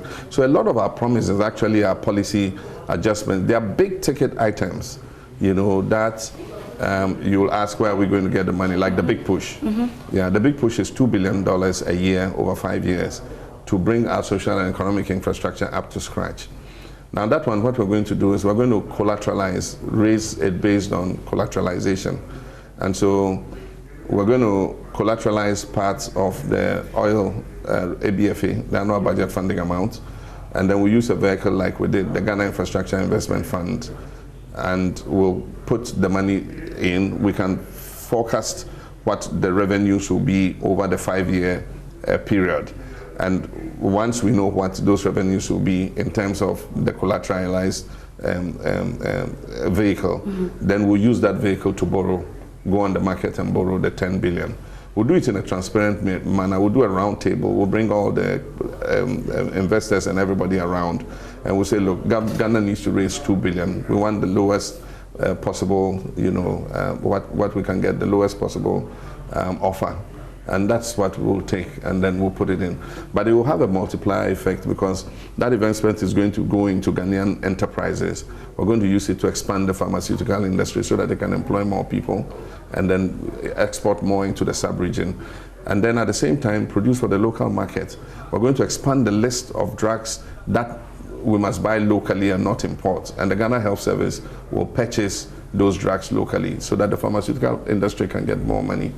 We're going to invest in dualizing our roads using Ghanaian construction companies because they have the capacity to be able to do that. So that money will go into Ghanaian companies. They'll pay taxes. They will employ people. You know, so it will have a multiplier effect. So that's the one with the big push. We're going to invest in agro-processing capacity in the what we call the crop processing zones. So we're mapping the whole country and showing which crop is produced where, and look at those that we can process, like tomatoes, process the tomatoes for both local consumption. But we eat a lot of tomato anyway, so I don't see us exporting tomato, processing it for local consumption, processing ginger for local consumption and export, processing pepper for local consumption and export, processing cashew for local consumption and export, processing fruits for local consumption and export. You can do juice concentrate, which has a good value in the international market, where they remix it and produce various fruit juices. So there's a lot that we can do. And so most of the promises are policy related, but the ones that have big tickets, that are big ticket items that would involve raising funds, we have mapped out how to raise those funds without burdening the public debt, because the public debt is already too high. At 80% of GDP, you cannot be adding more debt on it. We'll also do financing on balance sheets for state enterprises, like we did for the airport company to build Terminal 3. It was not added onto the public debt. It was borrowed off the balance sheet of Ghana airport companies, escrowing part of their passenger service levy over a period of time to pay down the cost of T3. You know, Tema Port, it was Gapoha and Partners, MPS, that we asked to raise the money to do the expansion of Temaport. So those kinds of, arrangements would help us to be able to implement those big ticket items. What would you say to those who say that you have overpromised? Because this was one of the key issues that we raised, at least with this particular government, that the number of promises, and I've heard you say that people were hoodwinked into voting for them because of the number of promises they made. But it appears you have those promises are rational and they've been well thought through, and they are promises that will pay dividends. For instance, I haven't promised $1 million per constituency per year. But I've said that in the Bono region, where they produce a lot of cashew, we will put a processing plant to process their cashew. That is not an overpromise. It's possible for a government to do that. And we can do it either leveraging the big push or leveraging private sector to do it. And so I don't see what's over. We'll look at the palm oil area, give small palm oil plantation holders small processing plants to produce more palm oil. I mean, is that an overpromise? It can't be an overpromise. Give cassava growing area a factory to produce cassava flour to feed our breweries. That can be an overpromise. I even saw a factory in Kentampo. All the equipment in the factory for producing cassava flour are manufactured here in Ghana by gratis. And the whole total plant and equipment does not cost more than 500,000 Ghana cedis. So these are promises that are realizable. Rationalizing the small scale industry and involving the Bank of Ghana in purchasing gold so that we can also get the benefit of refining our gold here and making more money. How can that be an overpromise? Providing technical vocational education training skills to our young people by registering them and sending them to train in vocational training centers free of charge. That cannot be an overpromise. A national apprenticeship program to send our Kaya girls and things to learn dressmaking and things. We even did it. We did it in my previous administration. We brought the Kayas, we sent them for 6 months training in sewing and other things. And when they finished, we gave them sewing machines and other things and gave them transport. We put them in buses, we took them back home. And some of them, when they went back home, they stayed. Of course, there were a few who went back home. They still found that things were not good, so they came back. But these are not, I don't consider them to be over promises. I know that you have to leave us, but I would first want to find out, let's talk about the election. How much does it mean to you? This is an election about our future. It's an election about our children's future. And so it's a very critical election. It's a high-stakes election. I know all the parties are geared up to try to win the election. But we need to give it careful thought and consideration, that, for a government that came with a lot of promise and raised expectations, I mean, what that really has been the performance of this administration. In terms of social and economic infrastructure, nil. I mean, if you go around, they've not done any social or economic infrastructure. They put up their delivery tracker, they had to take it down because a lot of the input there was false, and the only claim is to, trying to end opium by building toilets. But we were building toilets in our time, but it wasn't one of the achievements that we put in our list of achievements, because these were things we left to the district assembly to do.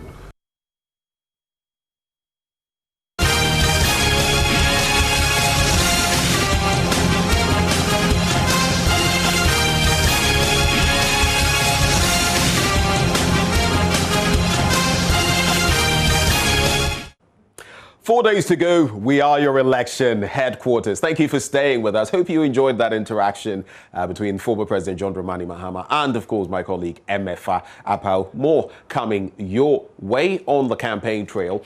And it's all about the MPP's campaign in the year 2020. Now, their campaign manager speaks about their party's readiness for the polls. And guess whom we're speaking to? Peter McMenu, none other than, and he has been interacting with Mamavi Owusu-Aboagye. You don't want to miss it. Stay with us. Enjoy. 4 days to the 2020 general elections. You led the campaign back in 2016. This is 2020. How prepared are you for the polls on Monday? Well, thank you very much, Mamavi.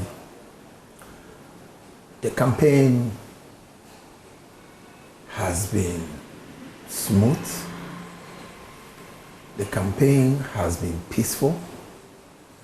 The campaign has been civil, based on ideas.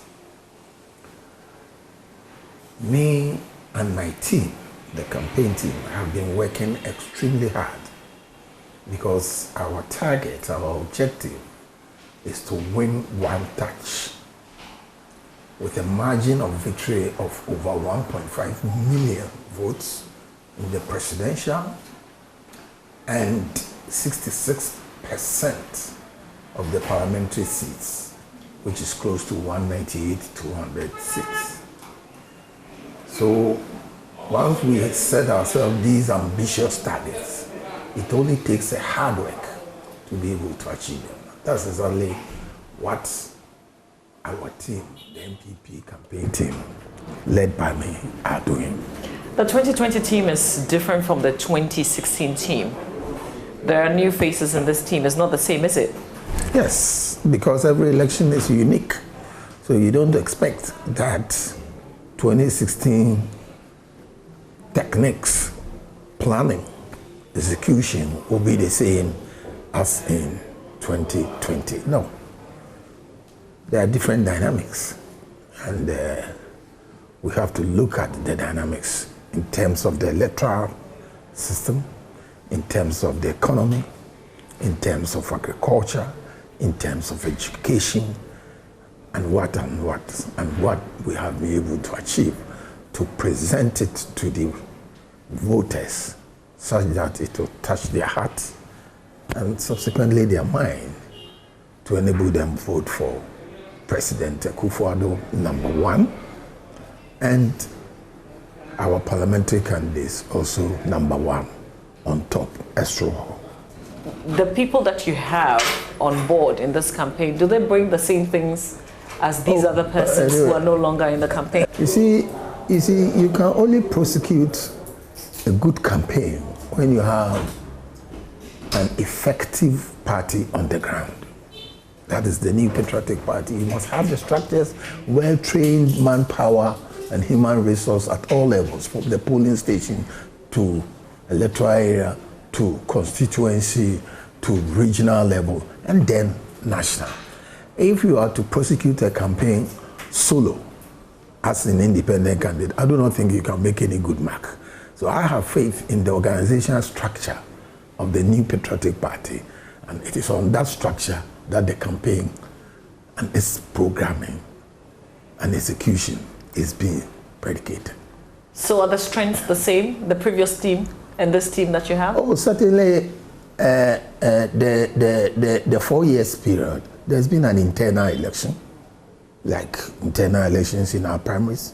Some of the executives lost, new people came in, but the party has the machinery. We do a lot of training to build the capacity of our manpower, to bring them to certain levels. So though some lost and new people came in, those who even lost are still brought on board as far as the campaign is concerned. Wachejako is not on board this campaign? Yes. Go to the Eastern region. Is he? I'm telling you. Or look at his Twitter page handle. So how is he contributing to this campaign? Oh, in various ways, in training, in resources and all that. He supports the president? Why not? As far as I'm concerned, he does, and he's working towards that. You've set yourself, and as you say, an ambitious target. There are various polls that put you in the lead ahead of your main contender, the NDC's candidate, John Mahama. But there is also another poll that uses the statistical methodology that says that it won't be a one-touch victory in this 2020 election. Well, you see, we do have been told by various researchers and pollsters that we're going to win one touch. Nevertheless, we're not going to go asleep. We are not going to be complacent. We are working extremely hard because, you see, in elections, the magic to the victory is hard work. Our president, our vice president, are working extremely hard. The campaign team is working extremely hard. So if you don't work hard, manna will not fall from heaven. So though the pollsters majority, even if the statistical one is saying there will be a runoff, are saying we are going to win one touch. We are not going to go to sleep. We take it in good strides and work hard. That's the thing we have to do to achieve and maximize that victory. We've got just a few days, and already the corruption tax on your presidential candidate. How much of that is hurting the campaign, with Asepa, for instance, going to Shraj, with the NDC making a bribery allegation, Asepa seeking to get Shraj to get into the matters? Are you surprised at this? And you don't know election history in this country. In 2008, equally when we were in power like we are, and Nana Akufo-Addo was our candidate, people threw all kinds of garbage about corruption on us. I was tagged as having received billions of cedis in an account in Mr. Bankwa's bank. What's the name? Prudential? Prudential. And there was a paper circulating around, and my name was in it with that huge amount of money, which I've never seen. And when you total even the entire amount that was on that sheet of paper, it exceeded the asset base of Prudential Bank. I mean, what kind of rubbish is that? And that's the same thing they are perpetrating. So this is baseless? Absolutely. Absolutely. It's baseless. But when allegations like this come around this period with 4 days to the polls, that should mean something. That should tell you something. What it should tell you is that some people are falling apart and they are clutching to the straws, and anything they get hold of, they just want to throw it about. But I can tell you, the Ghanaian voters are very discerning, and they know what is good for them. They know what is good for their children, and they know what will be better for them in the future. Is the campaign team prepared to get Shraj with just a few days to get into the matters so that we will be settled in our minds? So that we postpone the election? So that we postpone the election? Even COVID could not postpone the election. How much more? But how would an investigation lead to a postponement of the polls? But that's what we were trying to suggest, because we have less than 6 days to the election, and you think that Shraj should probe, get results, call witnesses, etc. They are not serious. If that's what they want to use to win an election, I don't think it will touch the hearts of the voter. No, not at all. But don't you think there's some kind of damage being caused even with the news out there? I am telling you that the Ghanaian voters are very, very discerning. And that if you bring the issue of corruption between MPP and NDC, let's check the records. Where are the records on the Airbus? Where are the records on the birds that have flown to Burkina Faso? Where are the records? I mean, there are lots of stinking political corruption. There's also the Japan transaction. Conveniently, you don't mention it. Oh, Japan. As far as I'm concerned, Japan hasn't caused any financial loss to this country. So what is the problem with Japan? I mean, you see, we talk about issues of losses to the state. Has Japan caused any loss to this country? Believe me and you, it hasn't. So what is this noise about Japan? People don't have anything to say, so they manufacture lies and throw it about, particularly now that the social media is awash with all kinds of garbage. So you insist that this is something that has come just to divert attention? Of course. It's leading us nowhere. Of course. It's leading, and if you have been reading the polls that you have, the several polls that you have mentioned, what are the people's responses on these corruptions? None. And that matters most than an individual NDC activist coming on television to spew lies. Who is the NDC activist? Oh, Sami Jamfi. Is he not an NDC activist? What has he said exactly?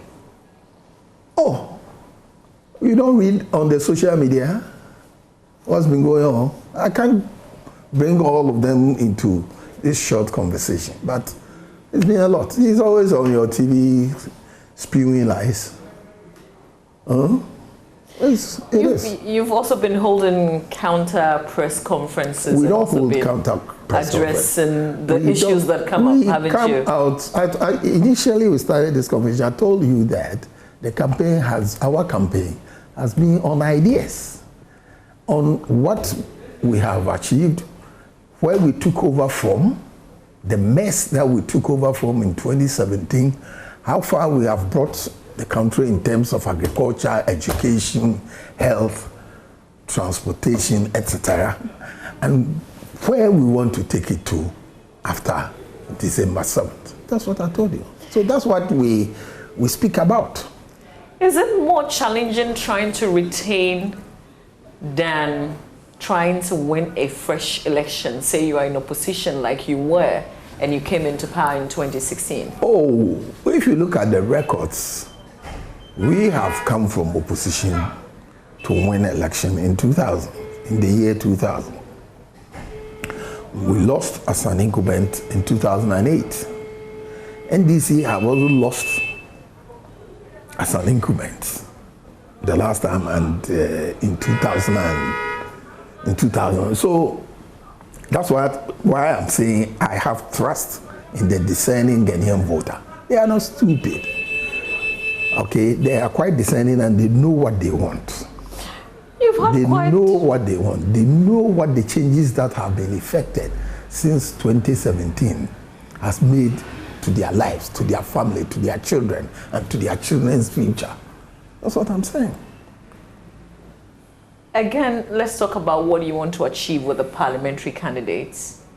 But you have quite a number of them who are also going independent because they've been unhappy with one thing or the other. That would certainly cause some kind of trouble for you. You see, it depends on the constituency. You know, we are having two elections, parliamentary and presidential. And each one has its own dynamics as far as the numbers are concerned. Because with parliamentary elections, you can win with 3 votes, as happened in Tema East, Titus Clover, some in 2012 or so, he won with 3 votes. But presidential, you need 50% plus 1.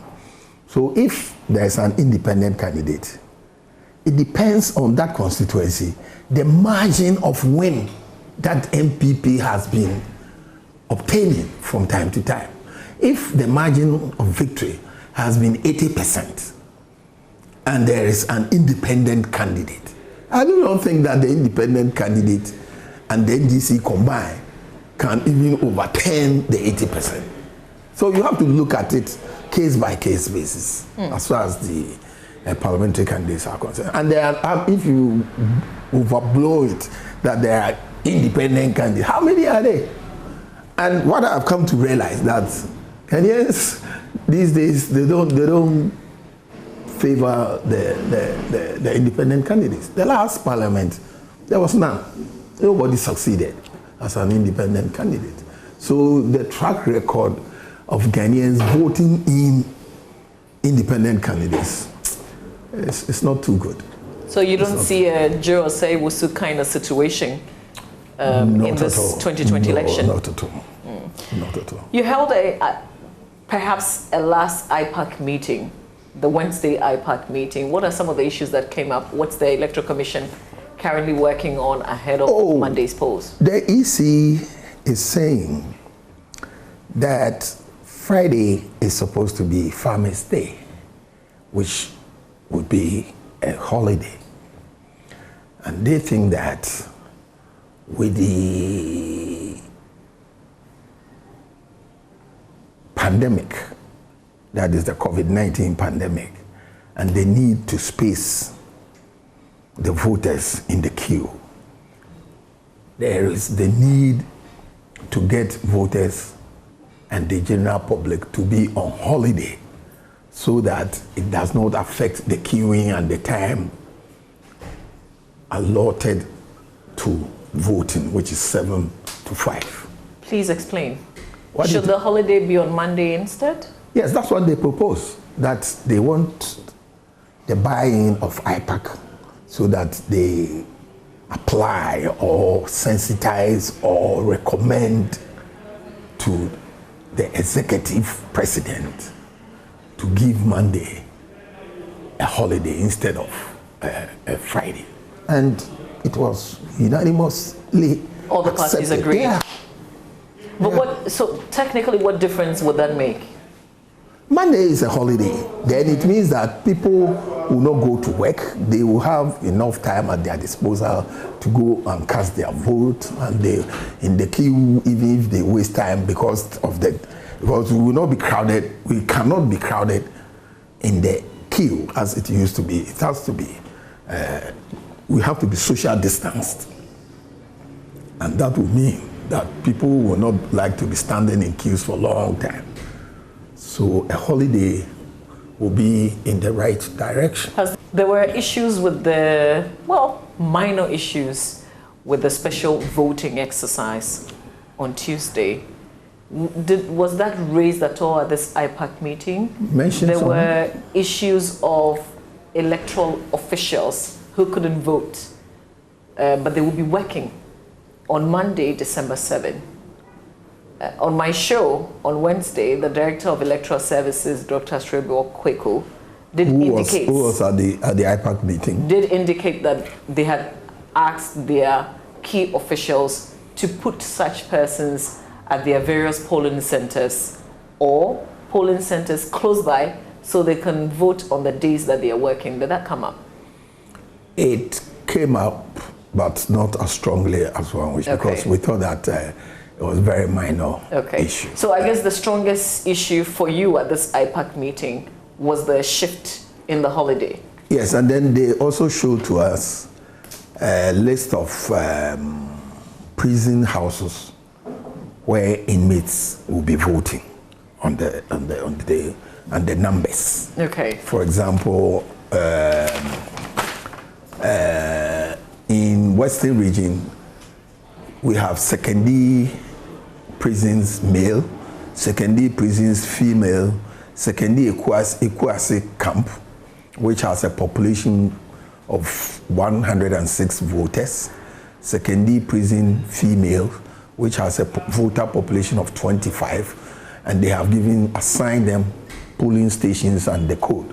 So we went through it to enable us to know the numbers, the locations, and then get prepared to send agents to those locations.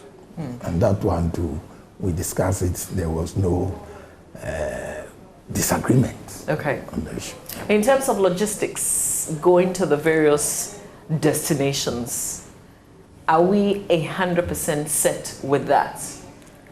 I personally witnessed the distribution of ballot papers and biometric verification device in Sekondi to the constituencies in Western Region.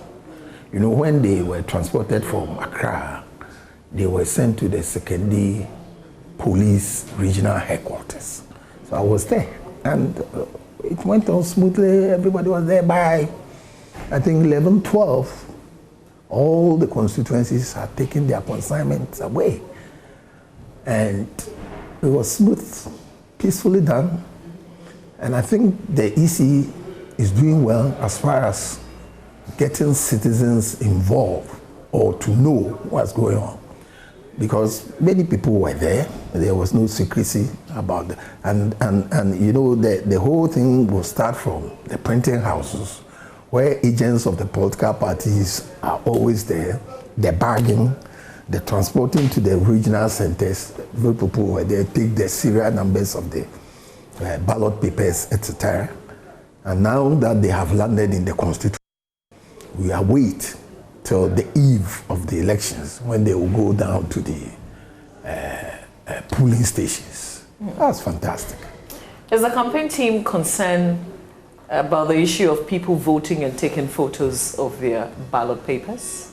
Well, if you go to Secret Ballot Act 1872, when the Secret Ballot Act was initiated in UK, the reason why it was initiated was to accord voters the secrecy of their votes. Because before then, people were voting in public and people will fight over it, even back then in UK, because people got to know who Mama V voted for, and that could cause trouble. Sometimes in that era, before Mama V comes, he's ejected from his house. The landlord will eject him. So they had a sense that something must be done, and that led to the Balloting Act, the introduction of the Balloting Act in Parliament in 1872, and it was accepted. So if we've gone through 1872 to date, why do you go into the booth to take a shot of the ballot paper? It's not on. It's not on. It's not on. It's not on. Should people be punished for that? So the Electoral Commission's Dr. Srebo Kweku, for instance, is advocating for custodial sentences for those who were arrested to serve as a warning for people who might want to do the same on December 7. I do not. I think many people may have done that for one or two reasons. But education too is key. So maybe Dr. Srebo and the National Commission for Civic Education must do a lot of education on that. But isn't it surprising that these are the uniform, the men and women in uniform, these are media people. It was an identifiable group of people voting during special voting. And for some persons within this group to do that. Mama V, they are human beings. Media people, we are human beings. So whatever evil is in society, media people too can commit same kind of mistakes or evil or whatever. But you disagree with severe punishments? If the law calls for severe punishment, so be it. But I'm saying don't punish people when you have not educated them so much. Because you see, in our society, people don't read enough and are not able to know what the law says. So maybe a little education from NCC and the Electoral Commission itself will help. But ideally, I don't support people going into the booth to take pictures of ballot papers. It's outmoded since 1872. Why are you doing it in these modern times? Well, thank you very much for your time. Thank you very much, Mama V.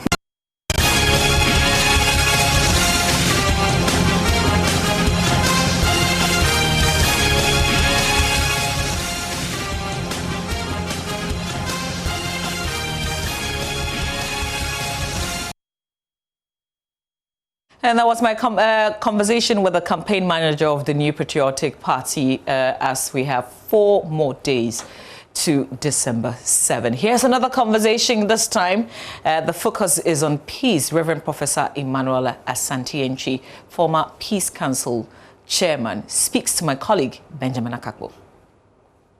Well, welcome aboard. Thank you for joining us on Joy News. It's another glorious opportunity to discourse with a fine gentleman, one of those luminaries in our country. I call him Daddy. Now, he is a past presiding bishop of the Methodist Church Ghana and former chairman of the National Peace Council. He is none other than Most Reverend Professor Emmanuel Asante. He is our guest today. Prof, thank you so much for the opportunity. Thank you. And for, indulging young ones like us who bother you all the time. Oh. And you agreed to speak to us. It's my pleasure. Great. Yeah. Let's talk leadership and governance in Ghana. What do you see when you look at our current leadership, the governance structures, our institutions? What are the high points? What are the low points? What is the good, the bad, and the ugly? That's a tough question, you know. Definitely, we have all the institutions in place to ensure good governance within the context of democratic form of government. As you know, we have the parliament, we have our parliament, let me begin by saying we have our constitution that governs us. We have institutions in place like the various institutions. You think of, Ghana has some of the best institutions you can ever think of. Electoral Commission, the SHRAJ, NCCE, Peace Council, mention it.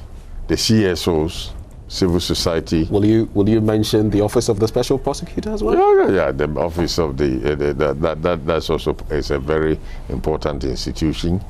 The CSOs, we have the media, freedom of the press, and all that. Media Commission to ensure that there's freedom and so on and so forth. Recently, the law that is being passed, information. Freedom of information, right to information, right to information, and all that. These are very important things in terms when it comes to good governance that we have been able to put in place.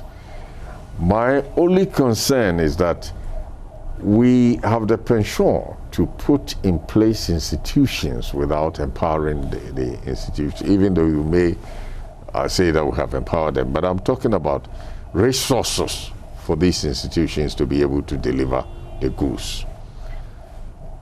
I can use the Peace Council as an example. Until recently, the Peace Council, that big name that people heard of, you went to the office and there was nothing to write home about. It was until recently that we have been given a place. And, people come to the Peace Council, and it's a place where former heads of states and other people, ambassadors and diplomats come into the country. They've heard of our Peace Council. They want to come and visit. And we were pitching in the flat. And sometimes I was saying that I wish nobody would come here and say they want to go to the washroom. Wow. Was it that bad? Well, I don't know whether you went there, where we were. And I remember when General Obasanjo came and met us. Oh, this is your place, and now they have been given a bungalow in there. It's better, but it could be better. Some progress is being made. Some progress is being made. We do have, at some point, regional peace councils had been established in all the regions, and none of them had a car. Wow. No, we didn't. But here, the only car that we had, that a lot of people were saying this and that, was a V8 that the executive secretary was using. Until recently, we didn't even have the means of transport to be able to do the work that we needed to do. None of the regional offices had it until the diplomatic corps together with UNDP came together and decided that Denmark, in fact the Danish embassy, was spearheaded this and money to get us cars. So every region now has a pickup, that they are working with. But it's even one pickup. So, but for the intervention of Denmark, it would have been situation normal. And the activities of the Peace Council was facilitated by the UNDP. It was the UNDP and other institutions. UNESCO, for example, when we had the 2016 election, we mounted, what we call NEWAC, REWAC, just to find out, to monitor what was happening, and so that we could take immediate action to avert problems. It was the UNESCO that provided the funding for that. So when people are talking, and these are some of the things, institutions are there, and I know the kinds of things that I'm talking about. The NCCE have the same problems. You know, if you go to them and sometimes we meet, and when they are telling us the problems that they have, we say, well, then you begin to maybe see. We're not alone. In some places you go and you think, hey, then you are better off. Right now, I chair the APRM, the Ghana Council of the African Peer Review Mechanism. Right. What do we have? The car that they are using is over 10 years. Is government supposed to resource? Oh, yeah. Yeah. Okay. Because I posed that question because I've interacted with Professor Stephen Ade, NDPC, yes, and he has lamented, you know, some of these same issues. There was a point where he was talking about even wanting to appoint certain people to help with work, and you can't do it because you don't have the bargaining power to attract the sort of talent that will come in and do the work. The Peace Council, for instance, you know, you have to set up funding, something for that. We have not been able to do that yet. But you see, the danger is that you are working, you are seeking the peace of this country, and if you have to depend upon foreigners to provide the wherewithal, then you begin to ask yourself, where's the commitment? Of course, I mean, the staff members, the executive secretary and the staff are paid by government. But it's not just the staff, what they need to work with. We have people who should do research. We have program officers. They need to be catered for. They need vehicles to be able to do all these things. Is our continuous government shirking that responsibility, and how do we get them to act? Oh, well, I must say that, you know, I mean, we've continued to draw attention to what is happening. Things are showing up, but it could be better. Just on that same tangent, I will not delve too much into this issue, but in recent times, our special prosecutor resigned. Did you know him? Was he someone you would call a friend? No, I don't know him. I don't think that I can say much about him. I didn't even follow his activities. So, and I brought him up because he had complained about some of the very things you are complaining of. No, it's a general malaise in the country. You know, I mean, every governmental institution will tell you that this is what is happening. I do agree. I mean, sometimes, but I think the mere fact that we have these institutions doesn't mean that we are. You know, I think you set up institutions, we should cut our coat according to our sizes. And, okay. You know, make sure that these institutions have what it takes to deliver. On paper, we look good. We look good, and it's good in the international community to see this. But is it really? Are they resourced to be able? Are they resourced to be able to deliver the goods? Let's talk election 2020. It's already started because yesterday we had our special voting, but December 7 is the main day. What have you seen so far? You know, as past Peace Council chair. Yeah. And what are your impressions of yesterday's exercise, the special voting exercise? It was peaceful yesterday, but let me go back and talk about, you see, I have had the opportunity to monitor elections even before I became the chairman of the National Peace Council through Christian Council. I have also served as one time as a chairman of the enforcement body, 2012, you remember that. This particular year, I can say that in spite of people talking about tension, the campaigns have been good.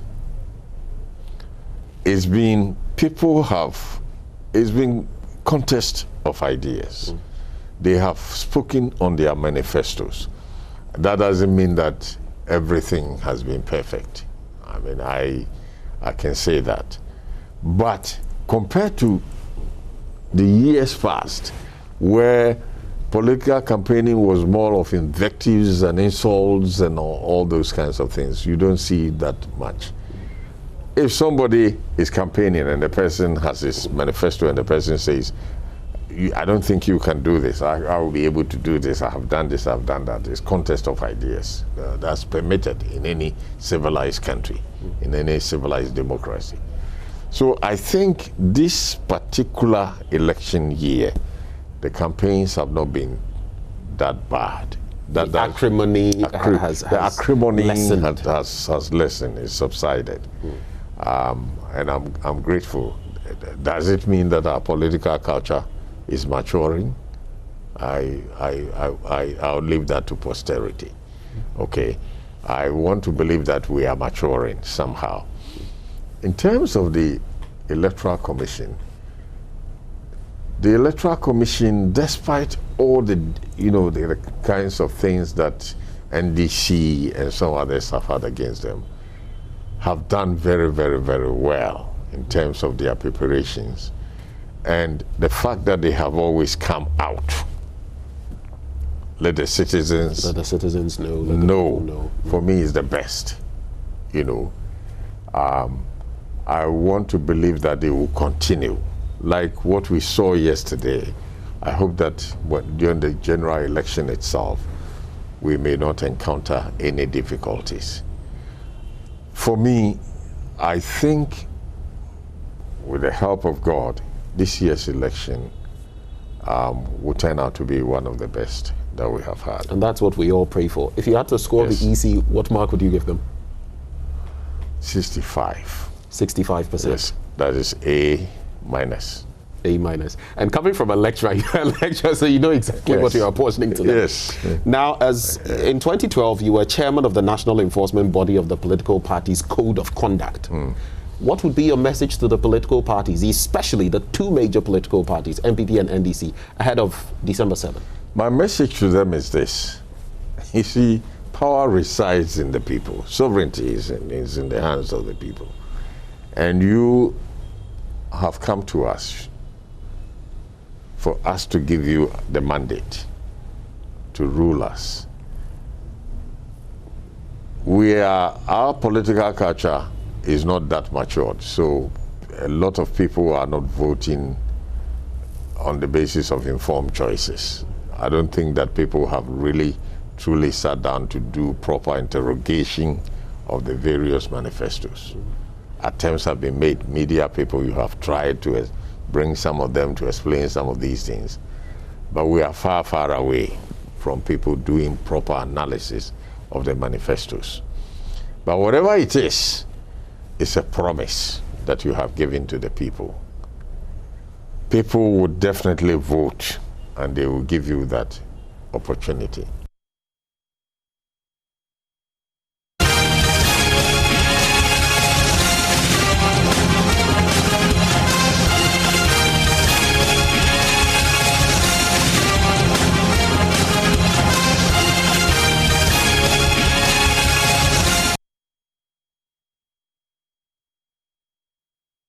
So Benjamin Akakpo there with that interaction with Reverend Professor Emmanuel Asante Enchi, former chairman of the Peace Council, and he says he's rating the Electoral Commission some 65%. Is that a C or that's a B plus or something like that? But he believes actually that we're going to have one of the smoothest elections this year, 2020. We'll keep our fingers crossed, and we continue to preach peace.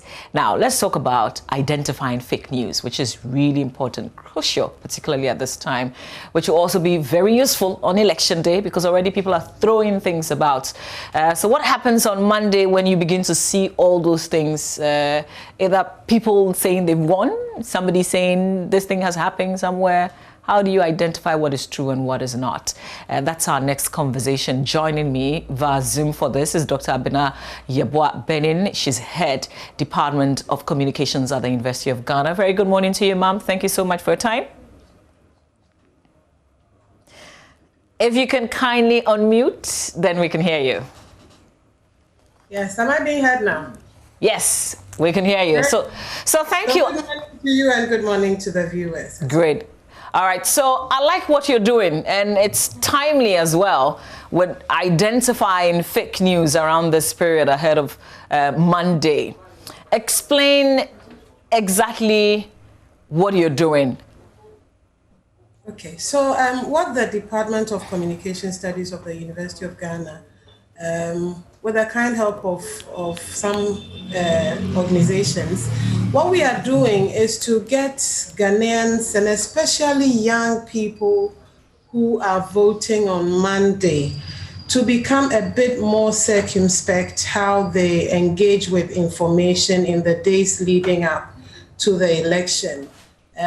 We are in an era where we are overwhelmed by information, not all of which is true.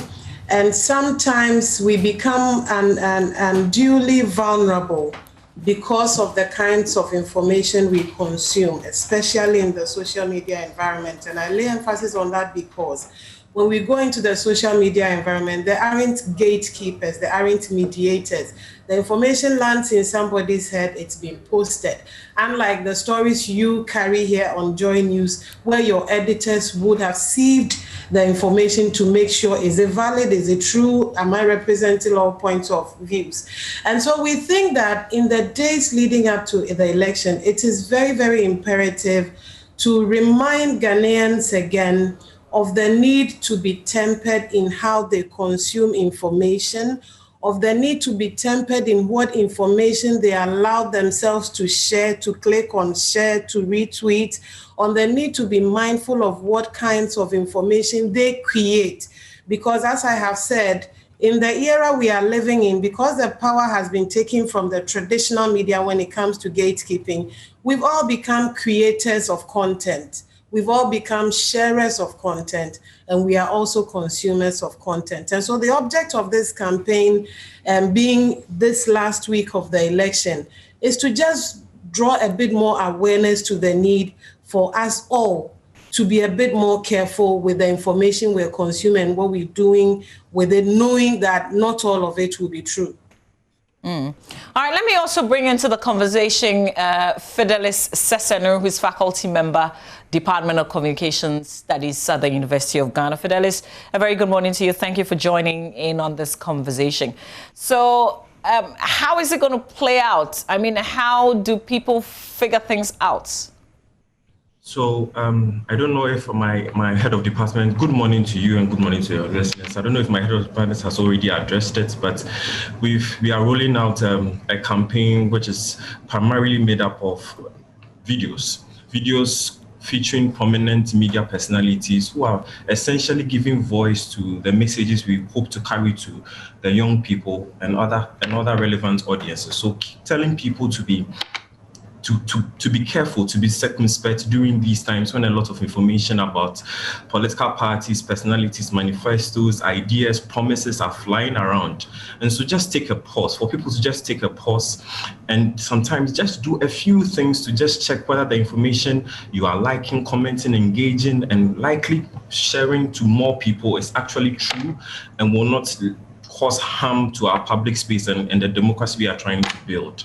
So essentially, we have a number of key personalities: Bernard Avlem, Giovanni Caleb, we have Ifya Pukwa, we have Israel Laye, Aisha Ibrahim, and a number of prominent media personalities who are essentially giving voice to our message. Okay, so I guess the Dr. Abina Benin, I guess the whole idea is pause, do a few checks before you share what you've received. And a few more tips also, if I may take the opportunity to add. And so it's not just about the pausing, and that's the first step. It's a very important first step. But beyond the pausing, what do you do with the information you have received? And we are saying, when you receive something, some information, be it political or anything, and that information immediately arouses your emotion to a point where you are just almost losing it. It may be so designed to incite you. Pause and check it out. If the information you're receiving seems too good to be true, again, you may need to take a second and check it out to see. I mean, yesterday, Fidelis had a beautiful example about We wake up this morning and we hear that political party A has said when they come into power, they're buying every Ghanaian a car. As lovely as this promise would be, and we all wouldn't mind getting a car, you immediately would think, okay, that's just too good to be true. We are saying when you get those kinds of things in the information you're consuming, it's a welcome call to take a second and check it out. And check it out by verifying from, these days we have fact-checking organizations who are fact-checking politicians and other people and putting out the truth behind the claims they're making. Go to their websites and see what you can find. Check it out by going to other traditional media. So you saw this on somebody's timeline on Facebook. How about go to JoyNews website or listen to what JoyNews is immediately saying. If it is that big a story and it is likely that truthful, chances are that the traditional media would have taken it up also.